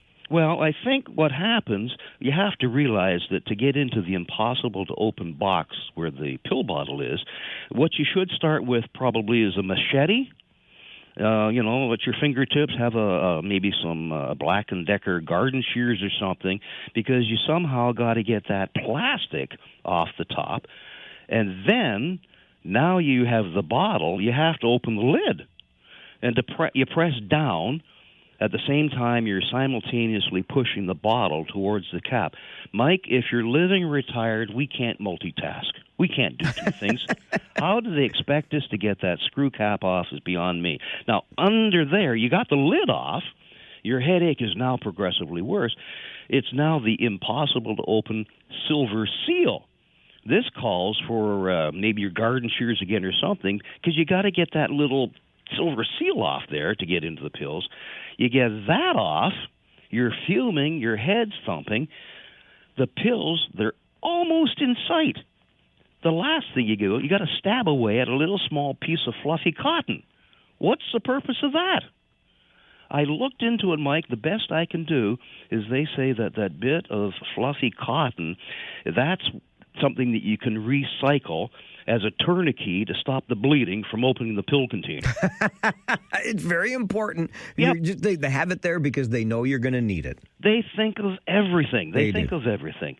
But, when you think about it, this packaging is provided for our own good. But I'm telling you, Mike, if you didn't have a headache before, you sure do now. And the healthcare experts are now talking about preventative medicine, which is an oxymoron when it comes to trying to take a headache pill. Wow, and try to prevent a headache in this country, Gary. Come on. Oh, there's too much going on. I mean, the Leafs continue to lose. It's just a mess out there. Now, Mike, if you really want to prevent a headache, though, you know what I think they should do for people who smoke? What's that? They should put the cigarettes in an aspirin bottle. You'll never get it open. You know what? That's a good... There's your great new smoking cessation product. Yes. You got to think of these things, because then if we do, we can make some money and we can buy some more groceries. Gary, you are an idea man. I'm an idea man, but I'm also somebody who believes that 9 out of 10 injections are in vain. I see what you did there, Gary Chalk. Okay, young man. Okay. Oh, it's always fun. We're going to talk to you in a week's time. Sounds like a plan. Thanks, Mike. Thanks, go Gary. Rangers. Go Rangers, go. Gary Chalk, he joins us. Oh, he joins us every Thursday morning at 10:30. A little something we call Living Retired. That's because that's the title of the humor column that Gary writes. You can find it online at livingretired.press. Read it right there. And while you're there, sign up to have it delivered to your inbox on a weekly basis. It's a nice little change from the usual run-of-the-mill email stuff, livingretired.press. And while you're signing up to have the column delivered to your inbox, why not invite Gary to speak at your corporate event or your service club, whatever it happens to be. The same humor you hear here every Thursday morning at 10:30, he can bring to your event. You know, I couldn't help but think, as Gary was walking us through that pharmacy to all of the headache remedies and so many options to choose from, what occurs to me is, well, of course, because in this country, as I joked with Gary, and that reminded me of our good friend, St. Catherine's Beer Store guy. Have we heard from St. Catherine's Beer Store guy in a while? No, we have not. So on this day that the food price report comes out telling us how much more we're going to be spending on food this year, let's remember back more than a year now to when new guidelines were introduced to tell us how much alcohol we should be consuming on a weekly basis. And so an intrepid reporter went out to a beer store in St. Catherine's and asked around, talked to people coming out of that beer store. Hey, how much are you drinking every week? What do you think of these new guidelines? And we got one of the best characters to ever grace an evening newscast. What did you buy today? I bought 6 Busch Light, 6 Bud Light, and I love them, tall boys. Tall boys? How much would you drink a day? Well, what day? Regular day, I don't know, maybe a couple beers, depends. Weekends, maybe, 5 beer. 2 drinks a week. What do you think of that? Well, that's just not feasible, not in this country. Well, come on, man, 2 drinks a week, what's that going to do for you? I mean, that doesn't even get you through a day. A reasonable amount, if you're at home, you should be able to have like 4 beer. That's just 2 more. I mean, I'll have 6. But 4 is a fair number. But there shouldn't even be guidelines anyway. Why are you going to tell me how much I can drink at home? Well, I guess the idea is, would you be concerned that you're at a higher health risk if you're drinking too much? No. The main point here is, why are they telling me what I can drink at home? What, can I have 2 liters of pop? Can I have 2 liters of pop? Well, what's more healthy, 4 beers or 2 liters of Coca-Cola? Do the math. So I'm guessing that this information about the new guidelines isn't going to change your life. It's heartbreaking, and I can't even believe it. What's going to be more damaging to you, 4 beers or 2 liters of pop? Do the math. Can I have 2 liters of pop? I love St. Catherine's Beer Store guy, and I just felt as though this was the day to share him again. Connected to that, recent report shows us that the total alcohol volumes sold through the LCBO fell again last year by almost 4%. And this continues a steady decline. This is absolutely a trend, which I'm sure doesn't surprise you. Younger people drinking less than older people for a couple of reasons. One is they don't want to spend the money, right? And another is it's just not the lifestyle that they're associated with. But one of the things that struck me, we're seeing declines in the amount of beer sales, which goes... That's counter-Canadian, is it not? Because we always associated the beverage with the country. And yet, and wine sales down as well, but sales of ready-to-drink beverages are increasing. And I get the ready-to-drink idea. It's the pre-mixed, right? So you've got your flavored vodka drink or gin, whatever it happens to be, but they call it ready-to-drink. I'm curious about this. The hell do you think a beer is? You buy a beer, you open it, it's ready to drink. I don't understand this new category of stuff. An update from the 570 News Center is coming up, and then it's the first Thursday of the month, a Throwback Thursday with our friends at the City of Waterloo Museum. We remember today Colleen Jones, and we'll tell you about her connections to this community. This is the Mike Farwell Show on 570 News Radio and Rogers TV. Well, would you look at that? It is already the first Thursday of another month. I can't believe it's December, although the weather is certainly helping us to keep that in mind. But on the first Thursday of every month here on the show, we're joined by our friends from the City of Waterloo Museum for a Throwback Thursday segment where we learn a little bit more about this community we call home. Jennifer Huber is a program and engagement associate at the City of Waterloo Museum and always makes time for us on the show for these Throwback Thursdays. It's great to see you. Good morning. Good morning, and thank you for having us, the City of Waterloo Museum. We're so excited to be here as we take a step back in time to uncover some of the fascinating stories of Waterloo's past. I have learned so much from you over the past year of doing these things that I mean, that museum, when we walk in, and I know admission's always free, right? Yep. Okay. And like just a treasure trove of little tidbits. I can't believe the stuff you come up with. Yeah, it keeps us busy, I'll say that. In this particular case, many of us were hit pretty hard when we learned about a week ago about the passing of curler Colleen Jones. But thanks to you, now we know that there was a Colleen Jones connection to the region of Waterloo. Yeah, I think we always think of these national stories and we forget that they can be those big Canadian stories, but they can also be the ones that hit close to home and close to our hearts. So yes, I did actually want to kick off with a little bit about Colleen Jones, Please if that's do. okay. Absolutely. So as many folks know, she was a known Canadian curler. She was born in Halifax, Nova Scotia. And from a rather young age, she found her passion, which I think is a pretty lucky thing to do so. And she competed in tournaments all over from quite young all the way up, had tons of success. But her local connection comes when we look at the Scotties Tournaments of Hearts. And she played in Kitchener-Waterloo twice. Okay. In 1994 and then again in 2003. Now in 1994, I'll set the stage for you. It's the Waterloo Memorial Recreation Complex. It is not officially opened yet because there's still some construction, but nonetheless, the tournament goes on. And she is there representing Nova Scotia. Unfortunately, this tournament didn't go the way for her that she wanted it to, and she finished in the bottom half. No worries. She returns in 2003 for the Scotties tournament again, but this time things are a little different. She's playing at the Auditorium, one of your favorite places to visit. It is one of my favorites, yes. And this time she's showing up representing Team Canada. And she's a defending champion.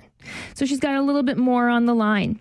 They do their round robin, and she finishes with an 8-3 record in the round robin, which for those of you who are not curling experts, I'm told is pretty good. It is pretty good. It is. Now she moves on to the semifinals where she's playing Prince Edward Island. They're successful. And then they move on to Newfoundland Labrador team. It's a little bit of a tight game, but in the end, Colleen Jones and her team are victorious. And they would continue to have 3 straight Scotties Tournaments of Hearts wins in titles to their name as a result of it. There you go. And it all started here. First at the Rec Complex in Waterloo, and then that tourney at the Memorial Auditorium. Okay, so the game of curling does have deep roots, though, in the country overall, Jen. And this is not a recent history by any stretch of the imagination. So what can you tell us about the quick spread of the sport in Canada and how that led to the founding of the Waterloo Curling Club? Yeah, absolutely. I mean, curling really is a Scottish sport that makes its way over to Canada with Scottish immigrants. And when you think about what you need for curling, Canada's pretty perfect. You need some cold water, which these days we maybe have too much of. I don't know. I think so. But you need some frozen water, some rocks, and some brooms. Pretty simple sport to get into if you're looking for something and you're a new settler to the area. So we have the first recorded game happening in Quebec City in the 1870s. There is some evidence to say that previous games had happened, but there is the first recorded game in 1870. And then the Waterloo Club forms 11 years later in 1882. Now, this club plays at a couple different locations, and some of them were indoor rinks and some of them were outdoor rinks. So the first one was on Pepler Street, right down by Herb Street in Bridgeport, that kind of area. Yeah, I know the spot. Yeah, it was just north of the creek down there. Then they relocate and they move up to Herb in Regina Street. It looks like it was an outdoor rink there. And finally, they kitty hop corners and they go to the back of what most folks know as the Waterloo Hotel. And they weren't inside the hotel. No, that's just where they had the pre-meetings and some beverages there. But then they moved into the livery. So the stables were the animals that would have been visiting the hotel. That's where they would have kept them. And at the 1900s, 1910s, somewhere in there, they purchased this livery stables and they transform it into a curling rink. So later on, folks might remember that space as the Waterloo Music Company, Marcellus Bay, the restaurant. But really, it is kind of like a barn-shaped building where they put some ice rinks in, which means that the weather outside is the same weather inside the arena. Okay. This is why curling and I don't necessarily get along, Jen. Well, it's what they called natural ice. So they were waiting for the temperatures outside to allow them to play curling inside their barn. So interesting to say the least. It certainly is. And I would guess early on, I mean, this all starts with Colleen Jones, but probably dominated mostly by men back then. You're absolutely right. It is a very male-dominated sport. All right, so we can trace this all the way back to 1882. Now, as we continue this progress into the 1930s now, about 50 years after its founding, the curling club moves into a rather unique home that I think you can tell us more about and how this furthered the growth of the game of curling. Yeah, absolutely. So late 1920s, we see the amalgamation of the Kitchener and the Waterloo curling clubs. They come together and they decide that they're looking for something more than just a sporting event, more than just a gathering place to curl. So they purchase 3 plots of land on Agnes Street in Kitchener, and they decide to build a 2-story building. On the main floor, they put in 5 sheets of curling ice. Makes sense, you're a curling club. But then upstairs, they were looking to create more of like a community sense or a community gathering place. So they add things like a lounge, a dining hall, locker rooms, spaces and places where people can spend time, not just curl or watch curling as it was from some of the spaces, but that you could have that community sense and that gathering place together. So they build it, and they also add artificial ice this time, which means they can extend the local curling season, if they will. Now, in 1920s, if you're adding artificial ice to a space, you're looking at about $30,000 in 1920s money. So what is that today? About $500,000. Not bad. Not bad. Not bad. We could probably add a few more ice surfaces if we could get them for that price. And with this new community that they start to build, we start to see more of a hustle and bustle around curling in the local community. And we see 2 particular gentlemen making their mark in the curling world. Okay. And who were these particular gentlemen? Well, their names might sound a little familiar, but the first one is Campbell Seagram. Might recognize that last name. I do recognize the Seagram name very well. So Joseph Seagram's grandson, for some context, and he often went by Cam or Cammy Seagram, and he played oftentimes with William Henderson Jr. Now, William Henderson came from the Henderson Bakery family, who had a bakery on King Street. Today, folks might recognize that as the White Rabbit restaurant on King Street. But yeah, that was their family bakery. They eventually moved it down to Bridgeport, but they had a bakery for a number of years in our community. And the 2 gentlemen between the late 30s and early 40s had lots of provincial and national success. For example, there was 4 Ontario curling championships, and they even won the Brier in 1939. Look at them go, right out of here, right out of this region. Okay, now I know, again, going back to how this was male-dominated early, and this all starts with a story about Colleen Jones and her connection to our community. So we'll get into the growth of the sport with women participating more as we continue this morning. Jen Huber is here, Program and Engagement Associate with the City of Waterloo Museum. It's a Throwback Thursday looking at the history of curling in our community. And we continue here on the Mike Farwell Show, 570 News Radio and Rogers TV.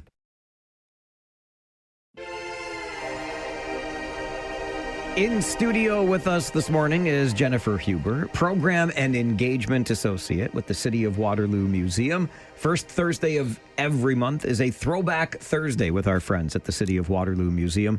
And just reflecting on the passing of Colleen Jones last week, we're talking about curling in this community, Colleen Jones's connection to curling in this community.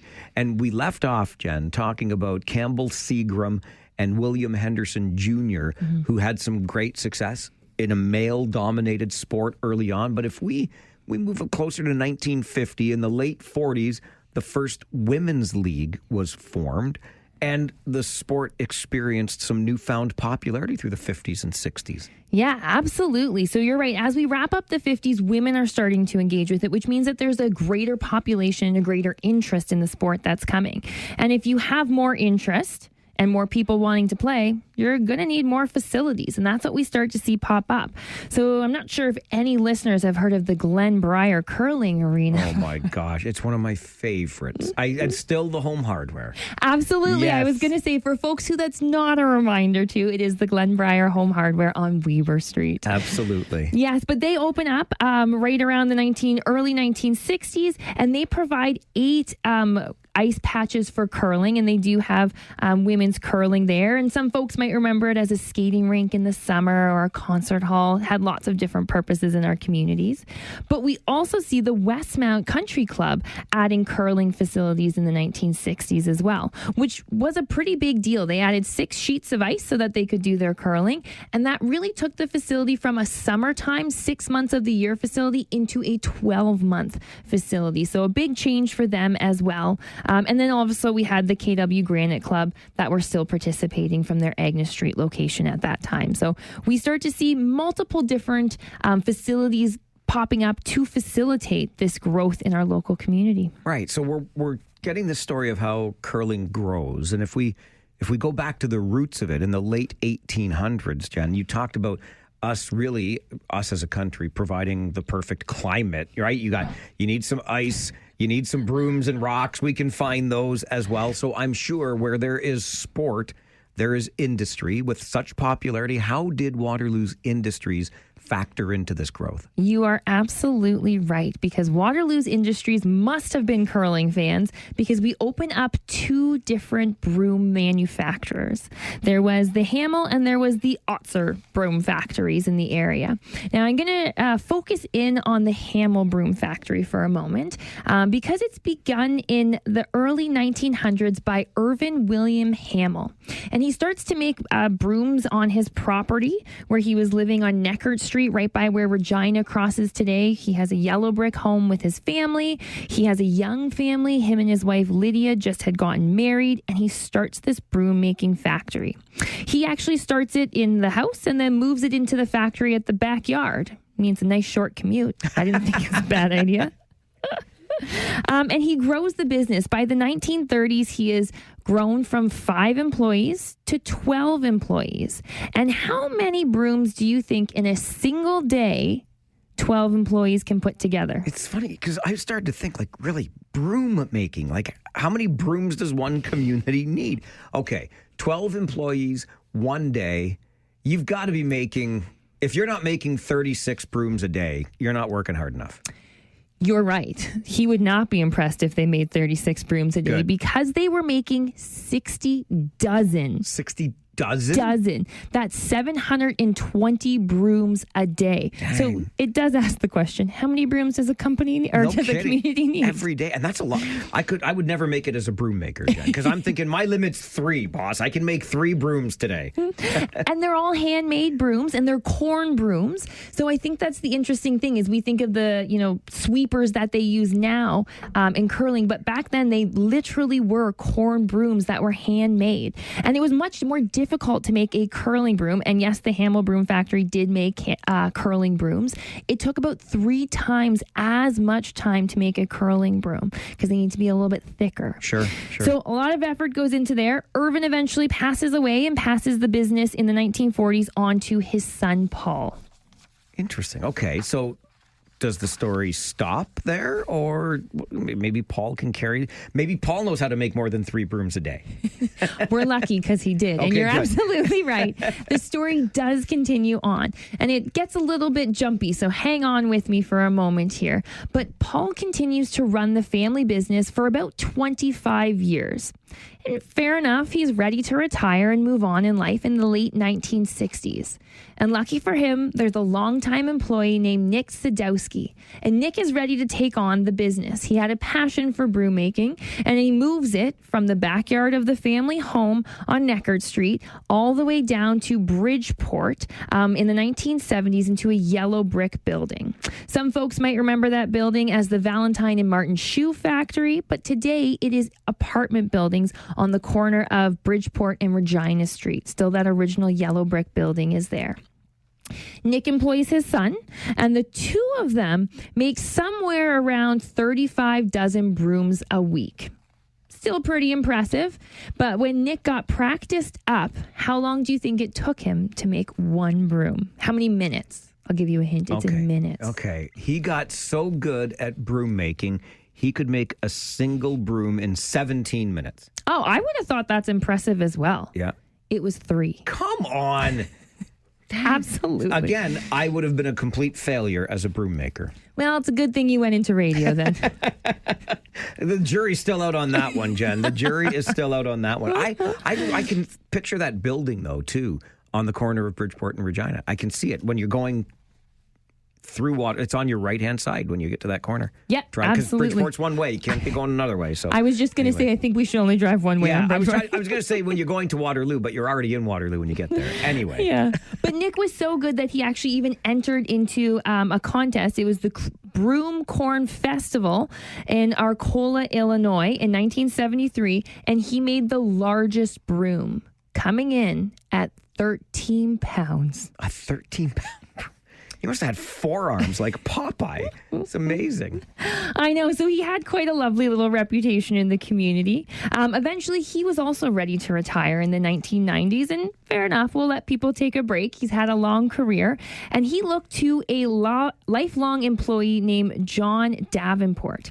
And John Davenport purchased the business and was looking for a little bit of a new home for it. He was very drawn to the broom making industry from a young boy. He used to finish up his day at school and he would come and work at the factory, and he actually glued the labels onto the handles of the brooms, which I thought was super cute. So he had a passion, and he was looking for a home that maybe fit that handcrafted nature of broom making a little bit more. So he looks for a small blacksmith shop in St. Jacobs, and he takes the equipment that they had been using since the 1940s, and he moves it into this small blacksmith shop in St. Jacobs. Might be sounding familiar to some folks. Honestly, when you first started talking about broom making, that's the first place I thought of, right there on the main street in St. Jacobs. Absolutely, where they still today make somewhere around 24,000 brooms annually in the same style that they were making in the 1940s. And no, they're not making their curling brooms anymore, but they did make them into the 2000s. But today you can get just a regular, wonderful corn broom from them. I find it so fascinating that we're talking about a century plus, going back to 1908, right, when it was first started by Hamel, that brooms. I mean, obviously, there are things that we buy, and brooms are one of them, but I never would have thought the industry like that surviving for so long, and maybe 4 or 5 generations old now. Yeah, absolutely. Absolutely incredible. This is so much fun, Jen. Thank you very much for helping shine a light on some of our local history. And, you know, this is now it's our first Thursday in December, so we're coming up on the holiday season. I hope that maybe you'd be interested enough in continuing this into 2026. Oh, I definitely think we should do that. Really? Oh, I like that idea. I like that idea a lot. Okay, so this relationship, Throwback Thursdays, will continue into the new year. Yes. Thank you to you and your lovely listeners for having us back every month. We've enjoyed ourselves so much, and I've had a great time sharing. So it definitely comes across. I'm so impressed by the work that you do and what you're able to bring to us. So that's fantastic. If I look at the calendar, then it's going to be January the 8th.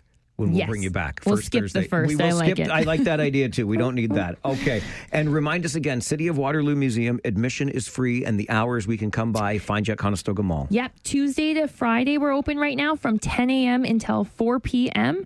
Always free admission. And you can check our website for if you're looking for some holiday hours for us. I love it. Tuesday to Friday, 10 until 4. Admission is always free. Check the website for the holiday hours. Jennifer Huber, Program and Engagement Associate with the City of Waterloo Museum.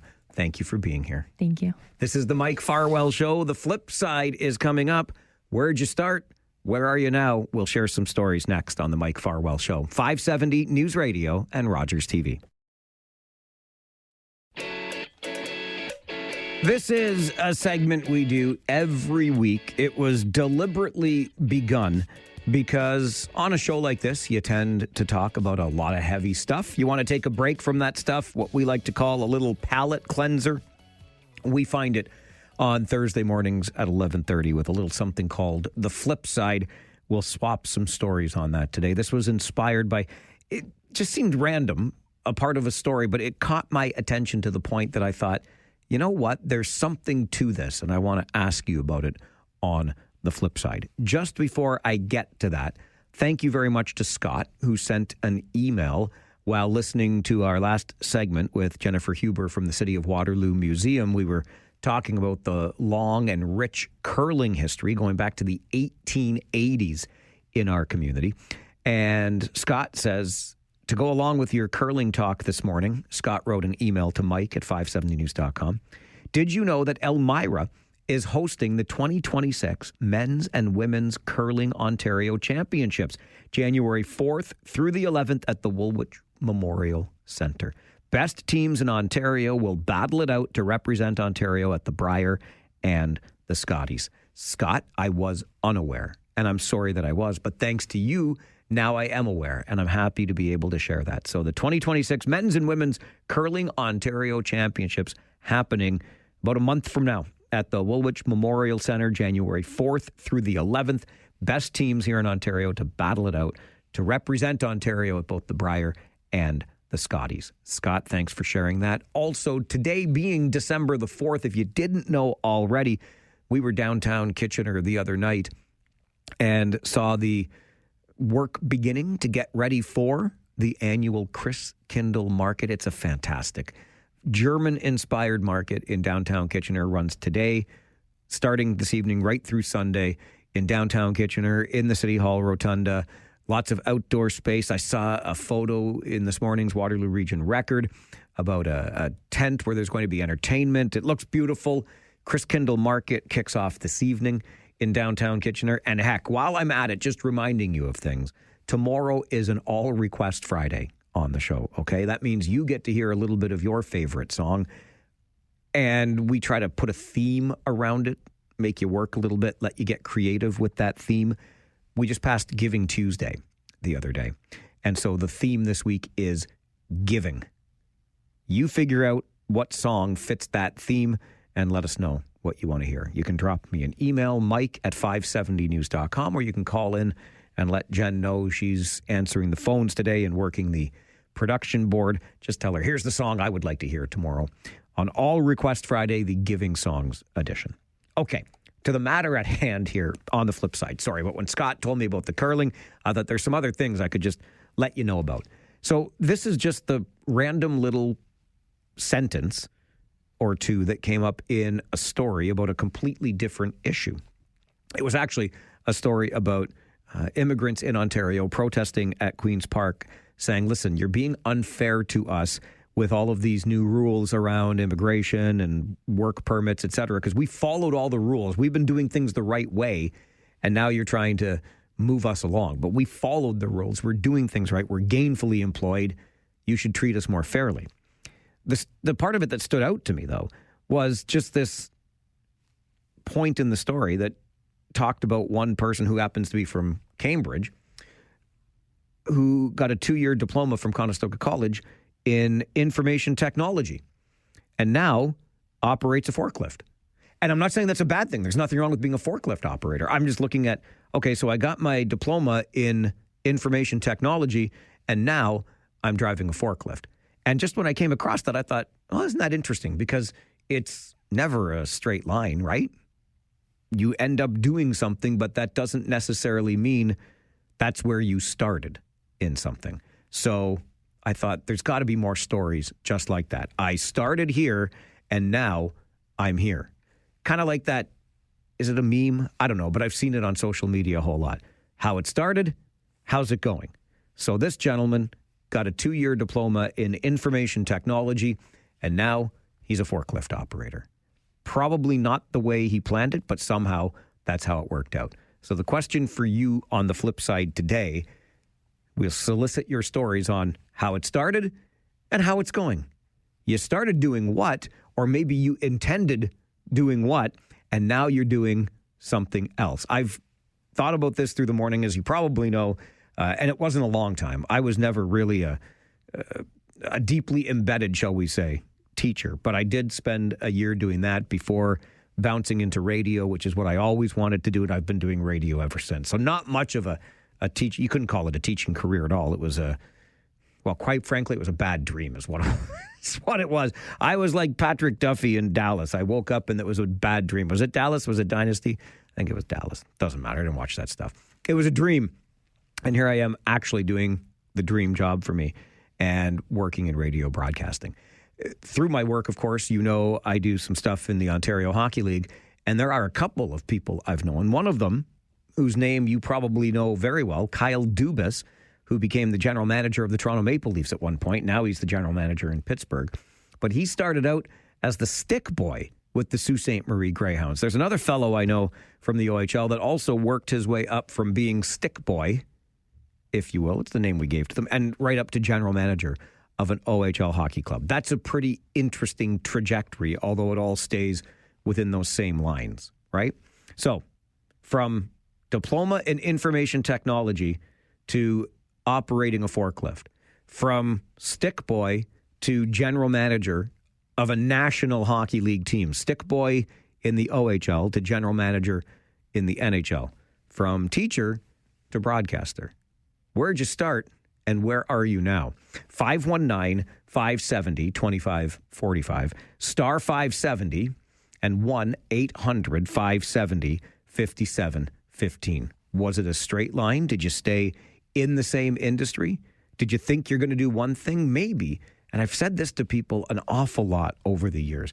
When I went to post-secondary school, I've always described it as the place where I learned how to learn. I know so many people that I went to broadcasting school with who are not in broadcasting today, but they used what they learned, or they leaned on that degree or diploma on their resume to get a job in this, that, or the other thing. One of my favorite examples is a very good buddy of mine. All through high school, we went through university together. We both were in the arts program, and he ended up spending a career, like decades, in the tech sector because he was basically self-taught when it came to digital literacy, and he carved out a career for himself in tech.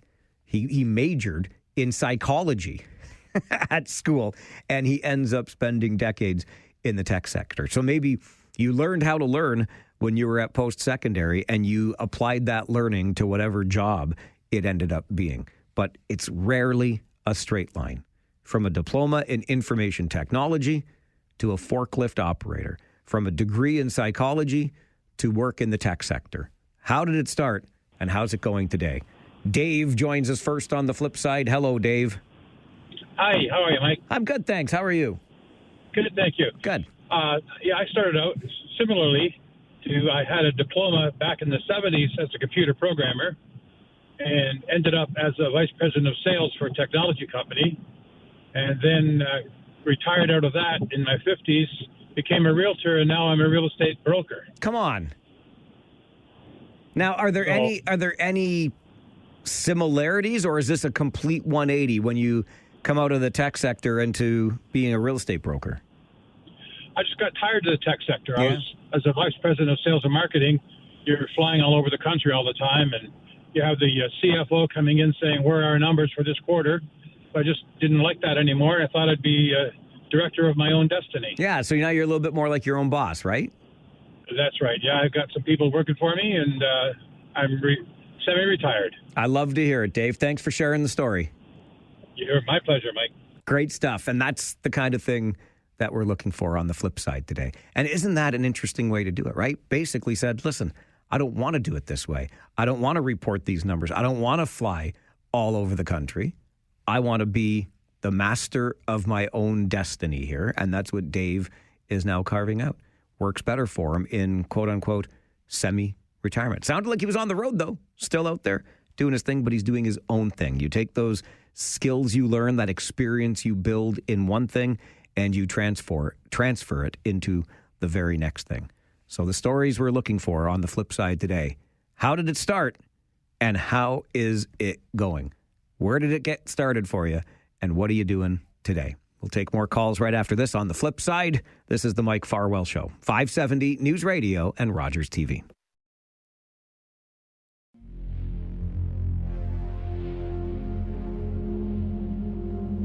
Inspired by a story of a completely different nature about hardworking newcomers to our community who are invested, making a livelihood, followed all the rules, and are saying, hey, you're treating us unfairly, provincial government. There was a protest there, and I learned through reading the story about the protest that one of the people protesting is from Cambridge.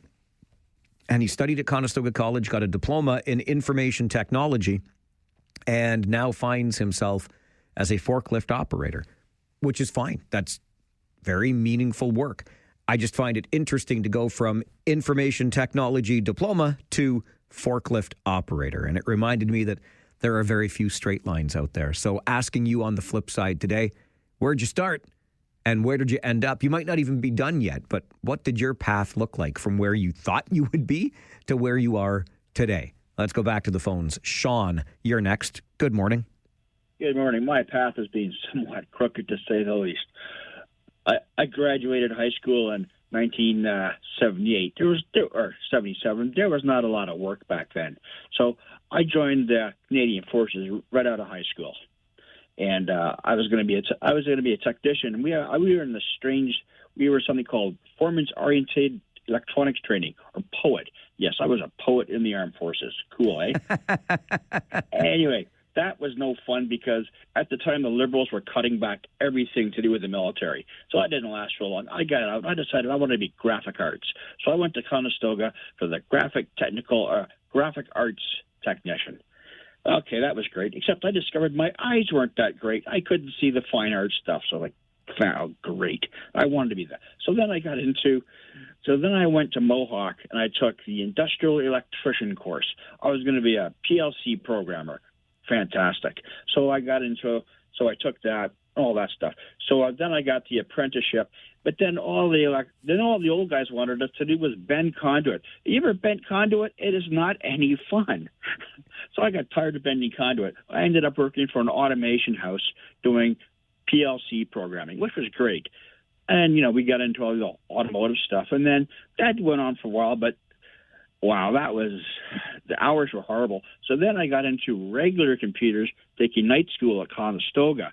And then I took a course at Conestoga, and that's how I got into IT.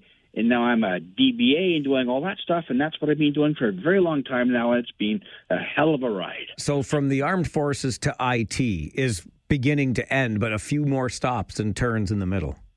Yeah, I could have retired about 2 years ago, but I'm enjoying it so much. I'm glad to hear that, Sean. That's the important part. If you continue to enjoy it, doesn't feel like work, does it? Ian, good morning. You're on the flip side. Hey, Mike, good morning. My background, of course, is I've done a ton with music. So when I got out of university, I became an organist at a church for like 30 years. I toured with a country band, of all things, which I'm not a country fan, but hey, I played 5 to 7 nights a week. It paid the bills. And then from that, I then opened up my recording studio, and I was literally working 7 days a week with that. I taught music. And then in 2011, I worked for Apple for 3 years. 2014, I was out of Apple, and then I became a professor at the college and university. And on all of this as well, I was a landlord for 19 years as well. And you know what? The biggest thing I would say is like always look at what, trying different opportunities and learning different things. And it's amazing how some of these things all kind of, coincide with each other and cross over each other. And, I have friends who are musicians who are now real estate agents, kind of similar to your last caller with the realty stuff as well. So keep your options open, and you'd be surprised at what you might actually really enjoy with all of this stuff. And now, one other quick thing is I do a lot with investments now. I like playing, with necessarily the stock market with Trump and that I'm not having fun with, but I am doing okay on it. And it's just another opportunity. Educate yourself, and you can do well. Thanks, Mike. Thanks, Ian. Appreciate that. I like the idea of being open to those other opportunities that Ian alludes to. We were having a conversation here at the radio station last week, and the industry that I work in, I have seen it shrink and shrink and shrink and contract and contract and contract. And you just never know what's around the next corner. And my colleagues were being very kind. They're like, oh, you could do this, you could do that. And I had to admit, I'm terrified. This is what I do. You see, do you understand that? And I've been doing this for so long, and I kind of like doing it. I mean, I can't imagine. I honestly can't imagine what it would be like. I wish I had the same ambition as Sean and Ian and Dave, who called earlier. You're all made of way better stuff than I am. I can do one thing. I can talk. That's it. That's all I got. Jake, what do you got? Welcome to the Flipside. Mike, how are you now? I'm good, and you? Not so bad, thanks. Yeah, I'm a man of many jobs over my life. I started at Sports Shack in 2011 was my first job. I worked at a daycare center for a long time. I was a music teacher. I was actually a bouncer for a long time. I was a manager at a lawn care place, and now I'm a sales manager. So this is where I'm hopefully going to end up just staying here. But I'm glad that I've had those experiences over the last, close to 15 years working different jobs and trying different things. How similar was bouncing and daycare? Come on. You got to keep those kids in line, Jake.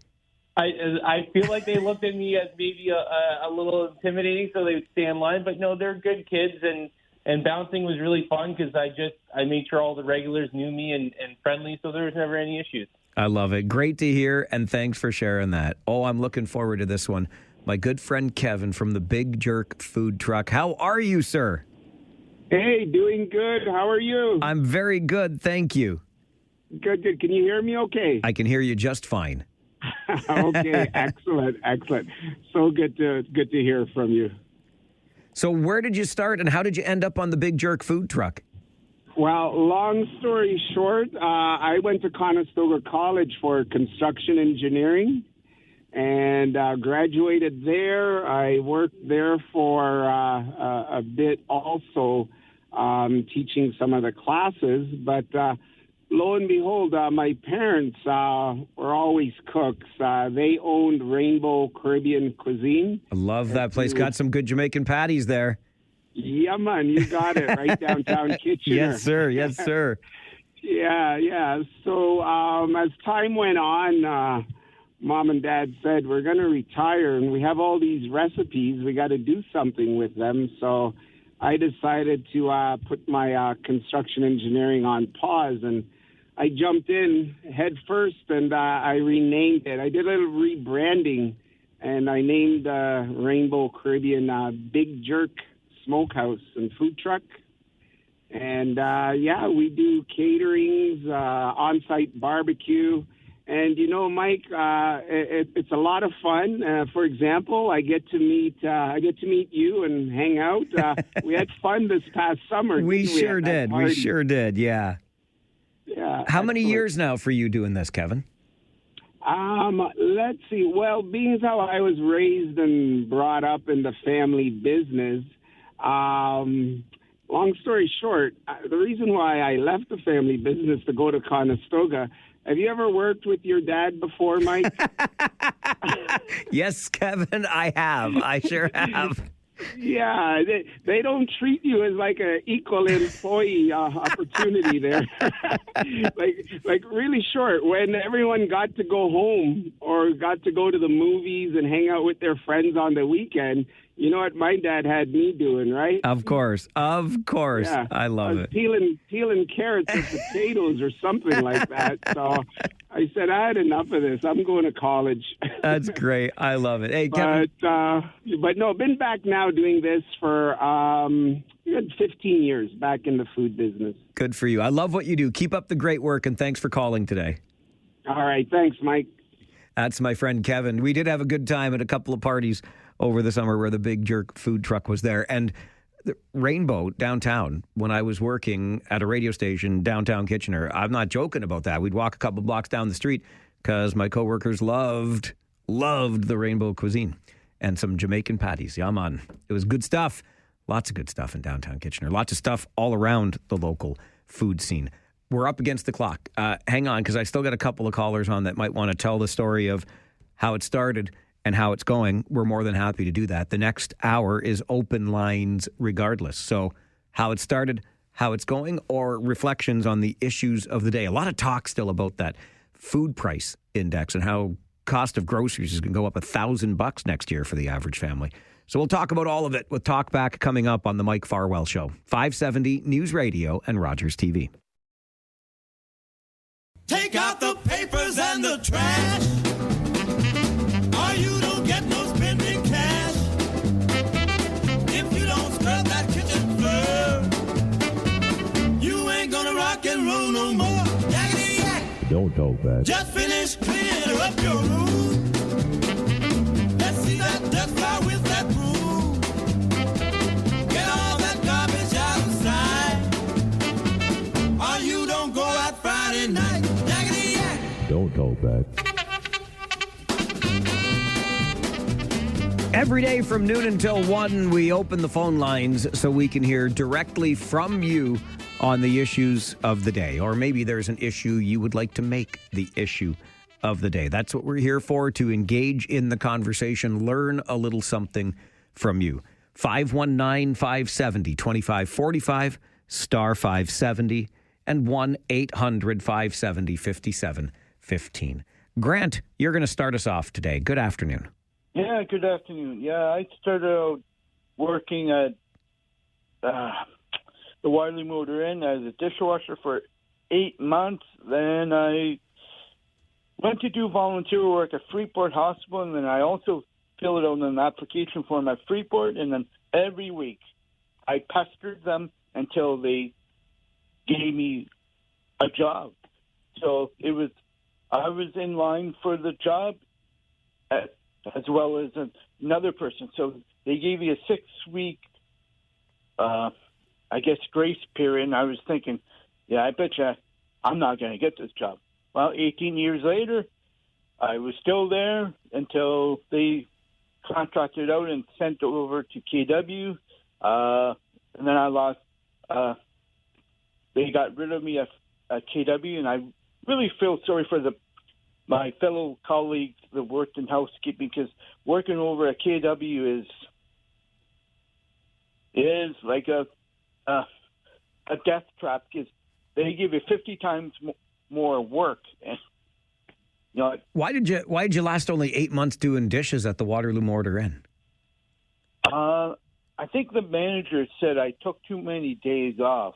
Yeah, I don't think so. It was not the greatest job. The cooks would make scalloped potatoes, and all of these pans would sit there for several days. So my job was doing the dishes, doing the pots and pans, and as you know, with a hotel room, you have dishes all over the floor. So you come in on Sunday or Saturday, you get that cleaned up, and then you're back at the rushes. It started again. No, I get it. I feel like that every time I go into a Tim Hortons. I can't imagine. Because I've done some camp days in the past when we go and support and learn a little bit and help raise money for charities and whatnot. And I remember being behind that counter. It's like, finally, one more person, two more people in the line. And just when you think the line's over, it comes back again. It's nonstop. Sometimes we just move on from those jobs. Zafari, good afternoon. You're on Talkback. Hey, Mike. Good morning, man. How are you? Hey, I'm good. I'm good. How are you? Good, man. Long time no talk. Yeah, it's been a while.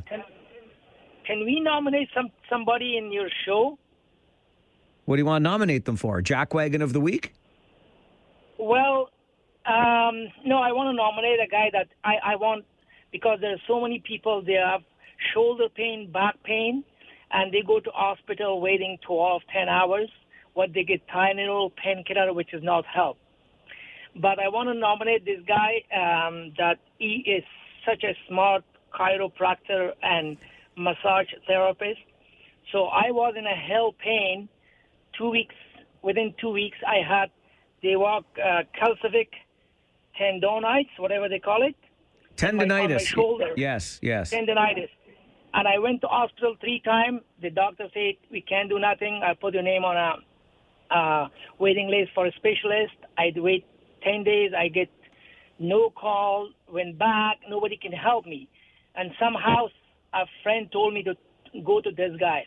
When I went there, he said, can you accept pain? Are you okay with the pain? I'm like, I'm already in 7 days in pain. I can't sleep. I'm in a hell pain. He said, then let's go. So, man, I put towel under my teeth, and he was pressing all my, muscles, bones.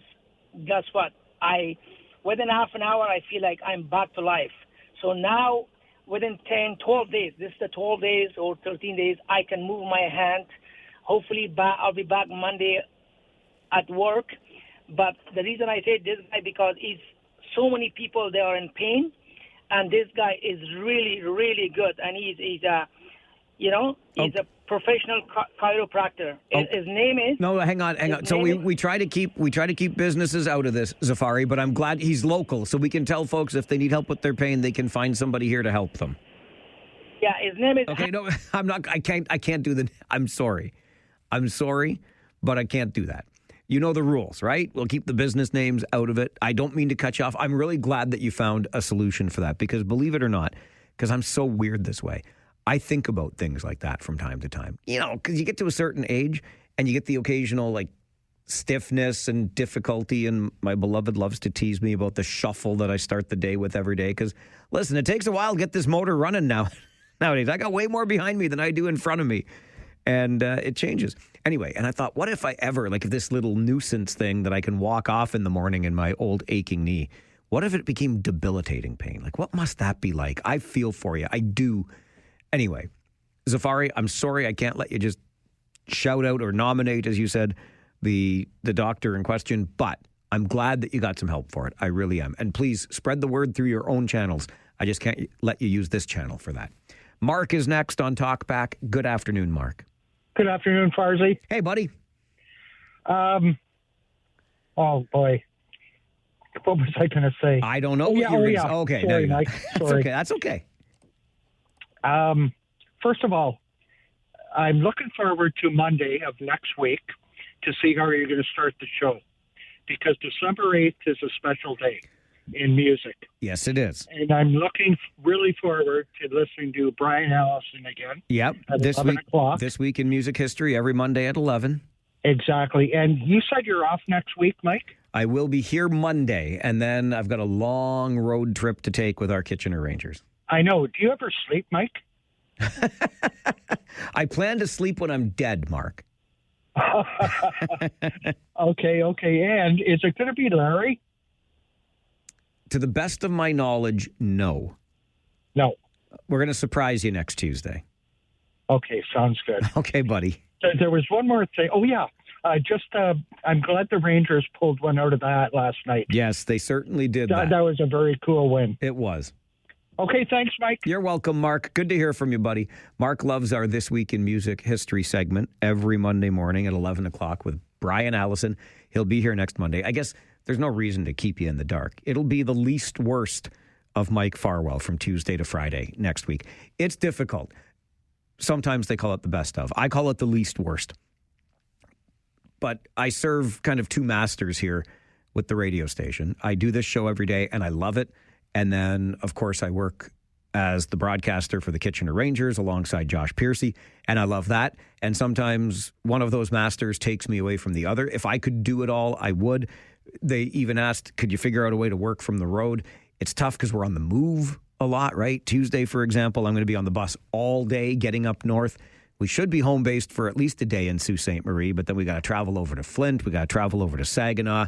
And I don't think I'd be very reliable to you or the guests. So we just have to go with the least worst programming from Tuesday to Friday next week. But I'll be there in the Sioux with Josh Piercy. We'll be in Flint. We'll be in Saginaw to broadcast the Rangers games for you. And that's how it works. That's what we do and why we do it. And certainly love doing it. And it's funny that you bring up sleep, because I said that to my beloved the other day. It's been a busy little stretch. And I said that very thing to her. If it wasn't for her, I wouldn't be able to sleep. She does everything. All I have to do is work. And I happen to like what I do. So win-win over here. Hello, Heather. You're on Talkback.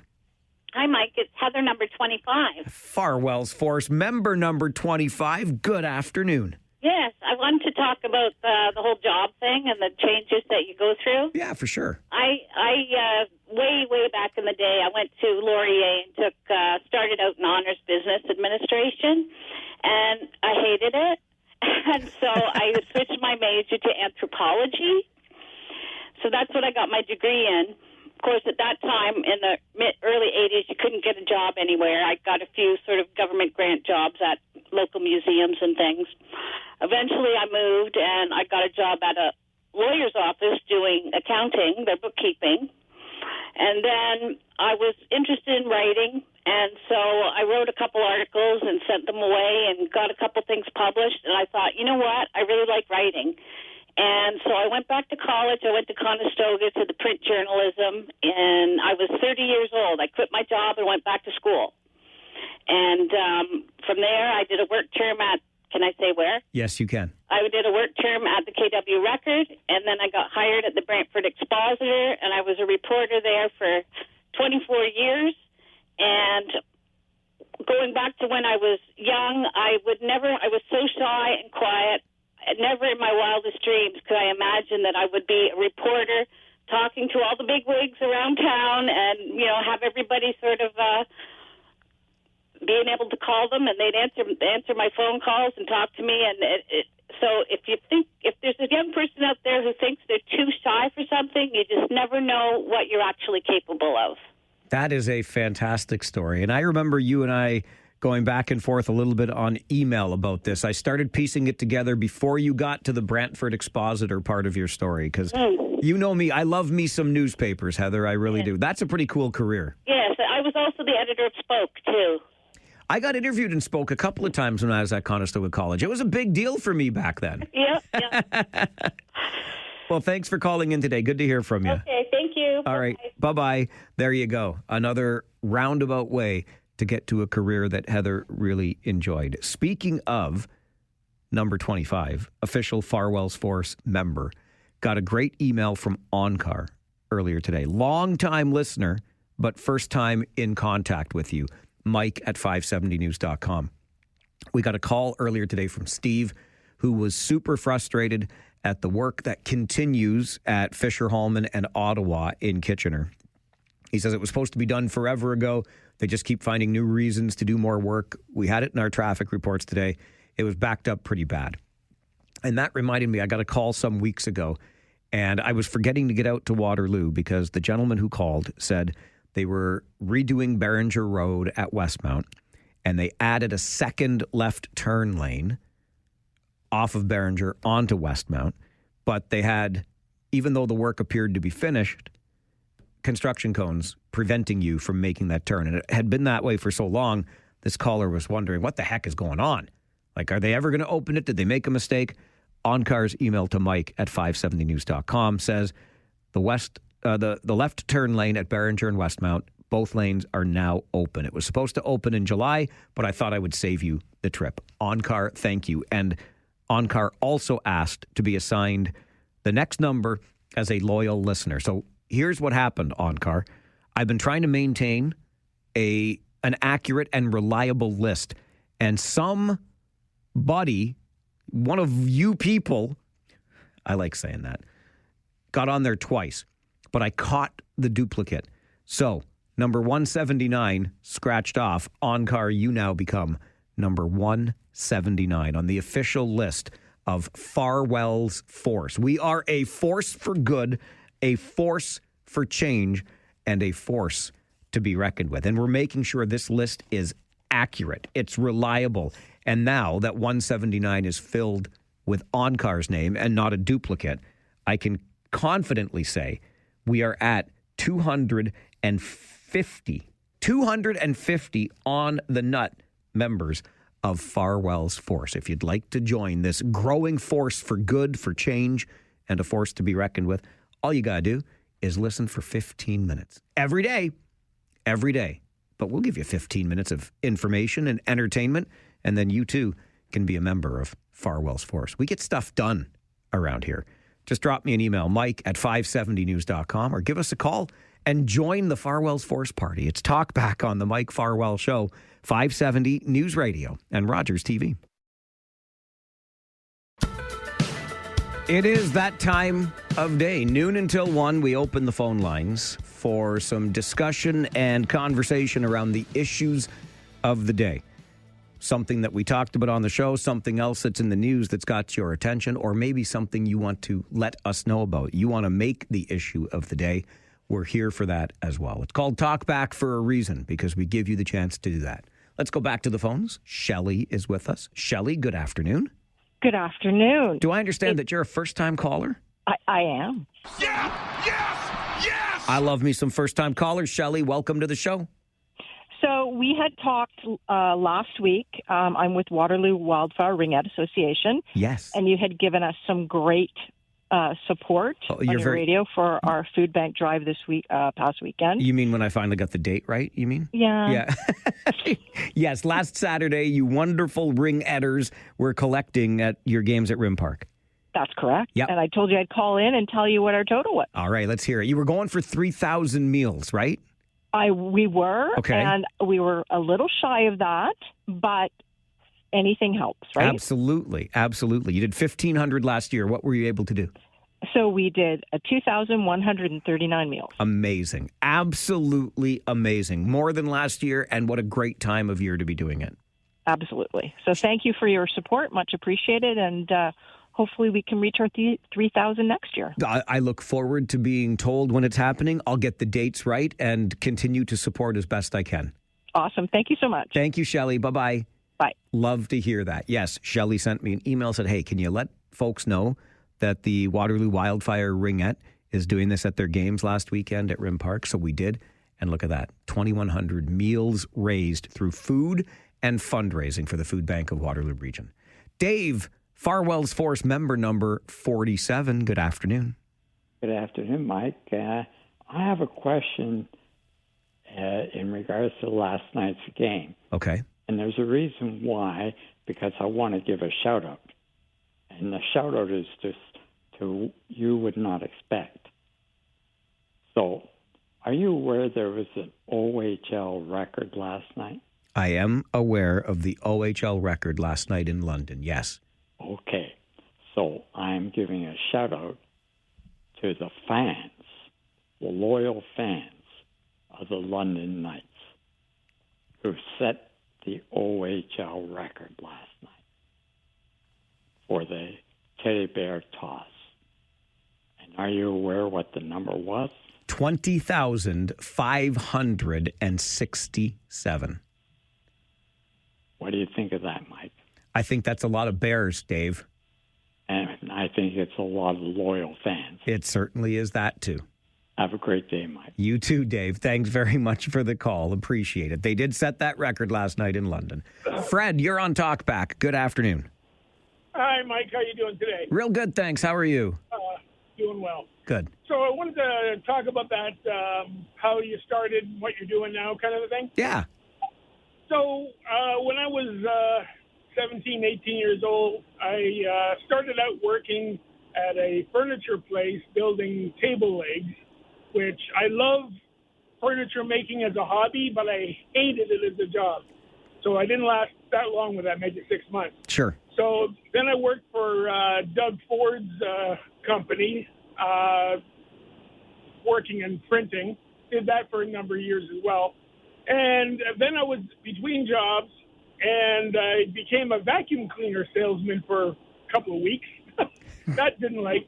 And so I decided to go to a college and take a course for how to figure out what you want to do for a career. And I stayed with that course for a few weeks, and at the end, the instructor said to me, Fred, you're best suited to become a teacher. And I laughed in his face, and I said, I left school before my diploma. I hated school. Why would I become a teacher? But since then, I worked for a paper company, and I was the Ontario sales manager for 12 different stores, and I trained all the people. And later on, when I became a school bus driver, I got my license to basically train bus drivers and give them their licenses, so I did that as well. So he was right. I was born to be a teacher. I love it, Fred. A teacher of other bus drivers. Got to get to the news center. Jennifer, hang on, and there's a line open for you as we continue talk back on the Mike Farwell Show this afternoon, 570 News Radio and Rogers TV.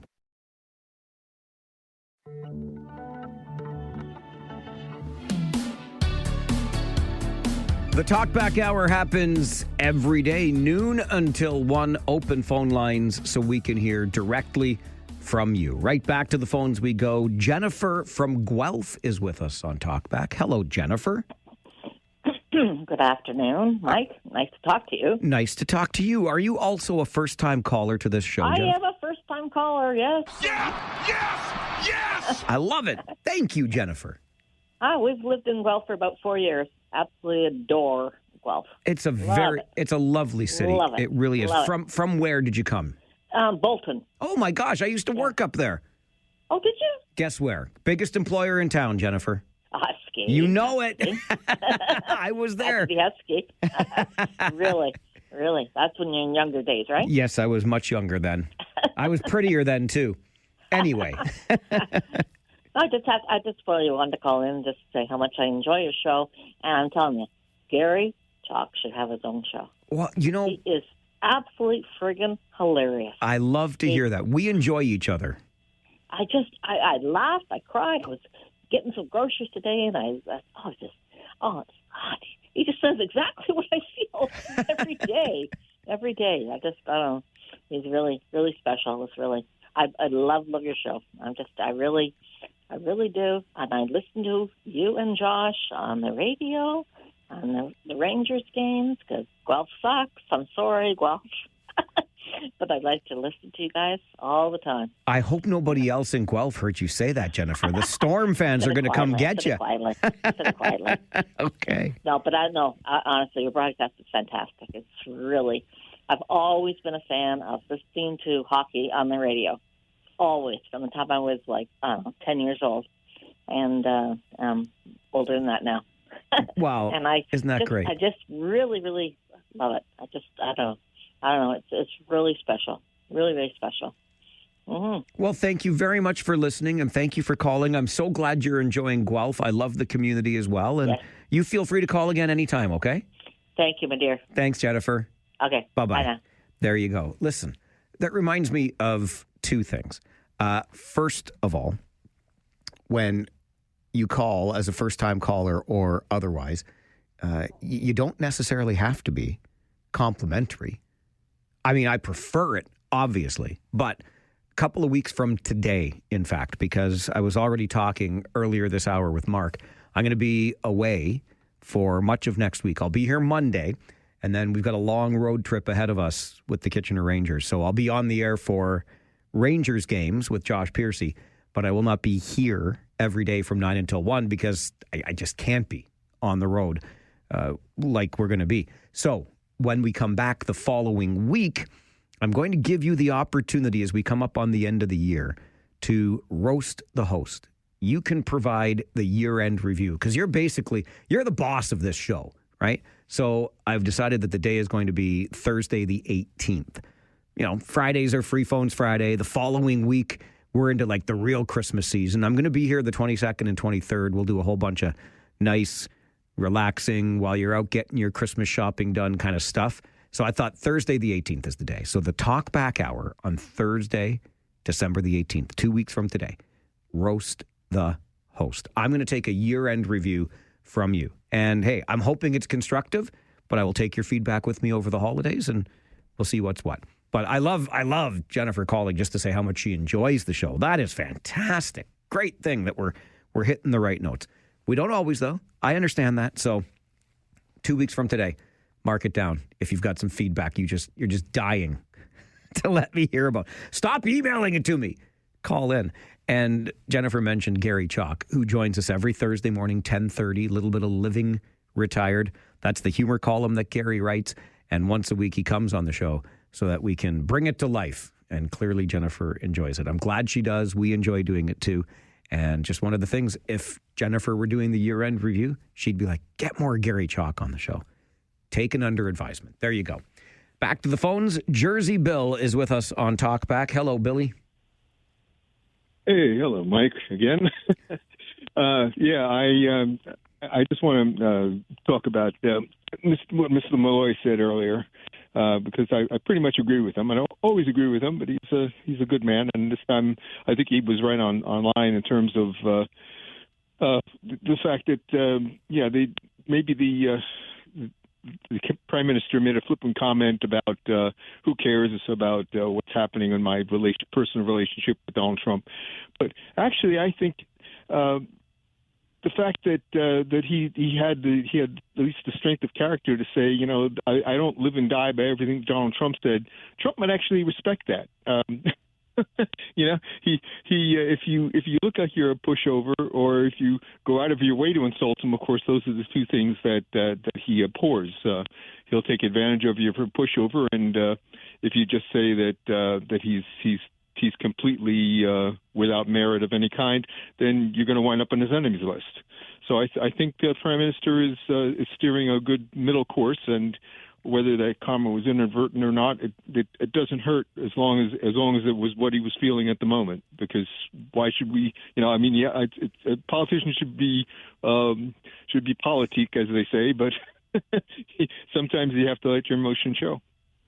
Billy, appreciate the call and the thought on that. John Malloy, the former Liberal cabinet minister provincially here in Ontario, was with us on the show at 9:30 this morning talking about that rather flippant comment from the Prime Minister. Who cares about the inner workings of my personal relationship with the U.S. president? And Billy says, doesn't always agree with John Malloy, but did today. And it's funny, same with me. And I don't always agree with John, but I didn't agree with him today because I took that as somebody who's in the business of asking the questions. If I got a response like that, it's not going to warm me up to that person. And, maybe that speaks to me as much as the person who made the rather dismissive or flippant comment. I think there is a professional courtesy that is extended from reporter to subject, interviewer to interviewee, that sort of thing. The back and forth, I think, should be a little bit less flippant, a little bit more civil, perhaps. So that would have rubbed me the wrong way, and good luck getting, good coverage or some coverage from me in the future. I might just not bother to cover your stuff. When you're the Prime Minister, it's a little harder to avoid. But anyway, I think the point, though, on showing some strength that Billy makes might very well be something that Donald Trump appreciates. So who knows? I know that from the conversation we had earlier today, many of us are anxious to see something get done deal-wise between Canada and the U.S. on the trade front. George in Cambridge, 00 George on the Farwell's Force membership list. Good afternoon. Good afternoon. I love 00 George. You feel like a super spy now. I feel like I am. Yeah, I'm working for you underground or something. I love it. I need all the help I can get, buddy. Anyway, what I was going to say was, Mike, we have a lot more in common than I thought, not just our good looks and smarts. What else could we possibly need, George? But I, too, not for very long, but for about a year, I worked in Bolton. It was a small printing company. Before you got rented there was a little industrial section there on the south side. I don't know if you remember that. Oh, I sure do remember that. Absolutely. Just before you go over that big bridge, I think it was. Yeah, absolutely. I know it very well. Yep. Perfect. What I'm calling is John Malloy. Here's a guy who I really highly respect. And this is coming from me, a conservative. You know what I think he should do? I think he should consider running for the Liberal leadership. Interesting idea, George. I find it most interesting. See, today's Liberal isn't yesterday's Liberal, and I don't get the sense that John Malloy fit all that well with the version of the Ontario Liberal Party that was there at the very end, even though he was part of it from 03 to 18. But certainly, anyway, interesting point. I've wondered the same thing. I find John to be a very middle-of-the-road type these days. Sometimes I'm surprised at the sides he lands on when he shares his perspective on things. But I do enjoy the conversations. I always find that I take something away from them that I have learned. Let's go next to Chris on Talkback. Good afternoon, Chris. Hello? Hi. Hi. I'm calling from Galt, Ontario. You're calling from Guelph? Galt. Galt. Okay. Galt side of Cambridge? We like to call that Cambridge now because they amalgamated about 50 years ago. I know. Okay. I just thought I'd let you know. So I was at home, and two officers came to my apartment. Well, what did you do wrong? Well, the thing is, they refused to identify themselves. I asked them about 10 times to identify themselves. They had already unclipped the clip on their guns. They hadn't pulled it out, but they unclipped it. I asked them for their identification. They became abusive. Okay, Chris. I shut my door and I called 911. Okay, perfect. So that, I think, was the I'm right... just letting you know how it started. Okay, well, Chris... Your show is how it started and where it's going. No. So Wait. Hang on. Chris, slow down for a second here, okay? Yeah. Thank you. When we were doing How It Started, How's It Going, we were talking about the jobs that we had and how we ended up in the job we're doing today. I think you made a good decision by making a call to an emergency line because clearly this forum that you're on right now is not the place to help you with whatever it was that happened. I'm letting the community know. You can do that, and now you have. Now, Chris, I'm putting you on hold for a second here because I need you to listen to me. So I'm hoping. Mike, have a wonderful day. All right, Chris. Chris didn't even know Chris was on hold. Probably not the forum. I strongly recommend that you seek some sort of legal counsel if you've got some sort of concern of that ilk. And here's something I'll tell you right now. Something that gets my back up a little bit is when you give the people that I work with a hard time. It's like family around here. So if you're giving my family a hard time, oh boy, I'm not going to be in the best mood when we end up meeting and having a conversation. So I would also encourage the approach of, you attract more flies with honey. And there were a couple of my friends and family members here at the radio station that had a pretty rough time with Chris before Chris got on the air with me. So let's make sure we're not giving the family here at 570 News Radio a rough time. Otherwise, you're going to have to deal with Dad. That's right. It's the Dad Show, okay?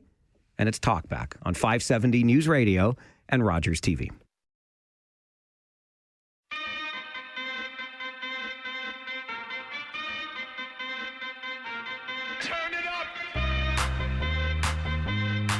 Talkback is the hour every day where we open the phone lines wide open to give you as much rope as we possibly can. The leash is in my hands, but I let it run like when Rosie and I go for our really long walks, and she likes to really get out there extended into the bushes and sniff stuff. We'll only rein it in if absolutely necessary. But we love hearing from you on the issues of the day or the issue you would like to make the issue of the day. It's the most interactive radio program anywhere in this region. And back to the phones on Talkback for Larry. Good afternoon, Larry. Good afternoon, Mike. Are you a first-time caller as well, sir? Yes, I am. Yes! Well, thank you very much. Good afternoon. I've been listening for a couple of years, so... Thank you for that. I'd like to talk about those brooms in St. Jacobs.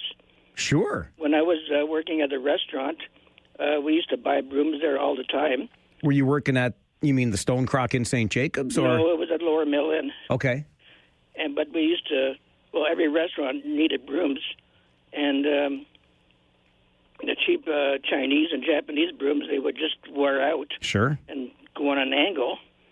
And we used to go over there and get the brooms from St. Jacobs, and they would last like 10 times longer. That's the best stuff. And he made custom brooms. Amazing. Yeah, left and right-handed. Wait a minute. What? Larry, now you're just messing with me. No. No, there's no such thing as a left or a right-handed broom, Larry. He's specialty. Come on They now. were thicker on one end. Larry, are you pulling my leg? No. Yeah, I am. I knew it. It's like when I was working at the factory and they gave me a big pail of water that was full to the top, and they said, you can't spill a drop, otherwise there's going to be a chemical reaction. I had to carry it across the whole plant floor without making the water swish too much. Yeah, I can believe that. Good job, Larry. Thank you for that. Right. All right. Enjoy your day. Thank you. Thanks. Bye-bye. Look at that. The segments today, Jennifer called earlier, said, loved Gary Chalk. He was on this morning at 10:30 with Living Retired. Larry heard our Throwback Thursday segment with the City of Waterloo Museum, open 10 until 4, Tuesday through Friday, admission absolutely free. And on the first Thursday of every month at 11 a.m., Jennifer Huber from the City of Waterloo Museum joins us for Throwback Thursday. We were talking about curling and the history of curling here, which led to broom manufacturing going back more than 100 years and continues today in St. Jacobs. And Larry knows his brooms, but you're not going to fool me on those left and right-handed brooms. I'll tell you, I was born at night, not last night. Ray, good afternoon. You're on Talkback. Yeah, good afternoon, Mike. I'm a long-term appreciative listener. Oh, well, thank you for being that very much.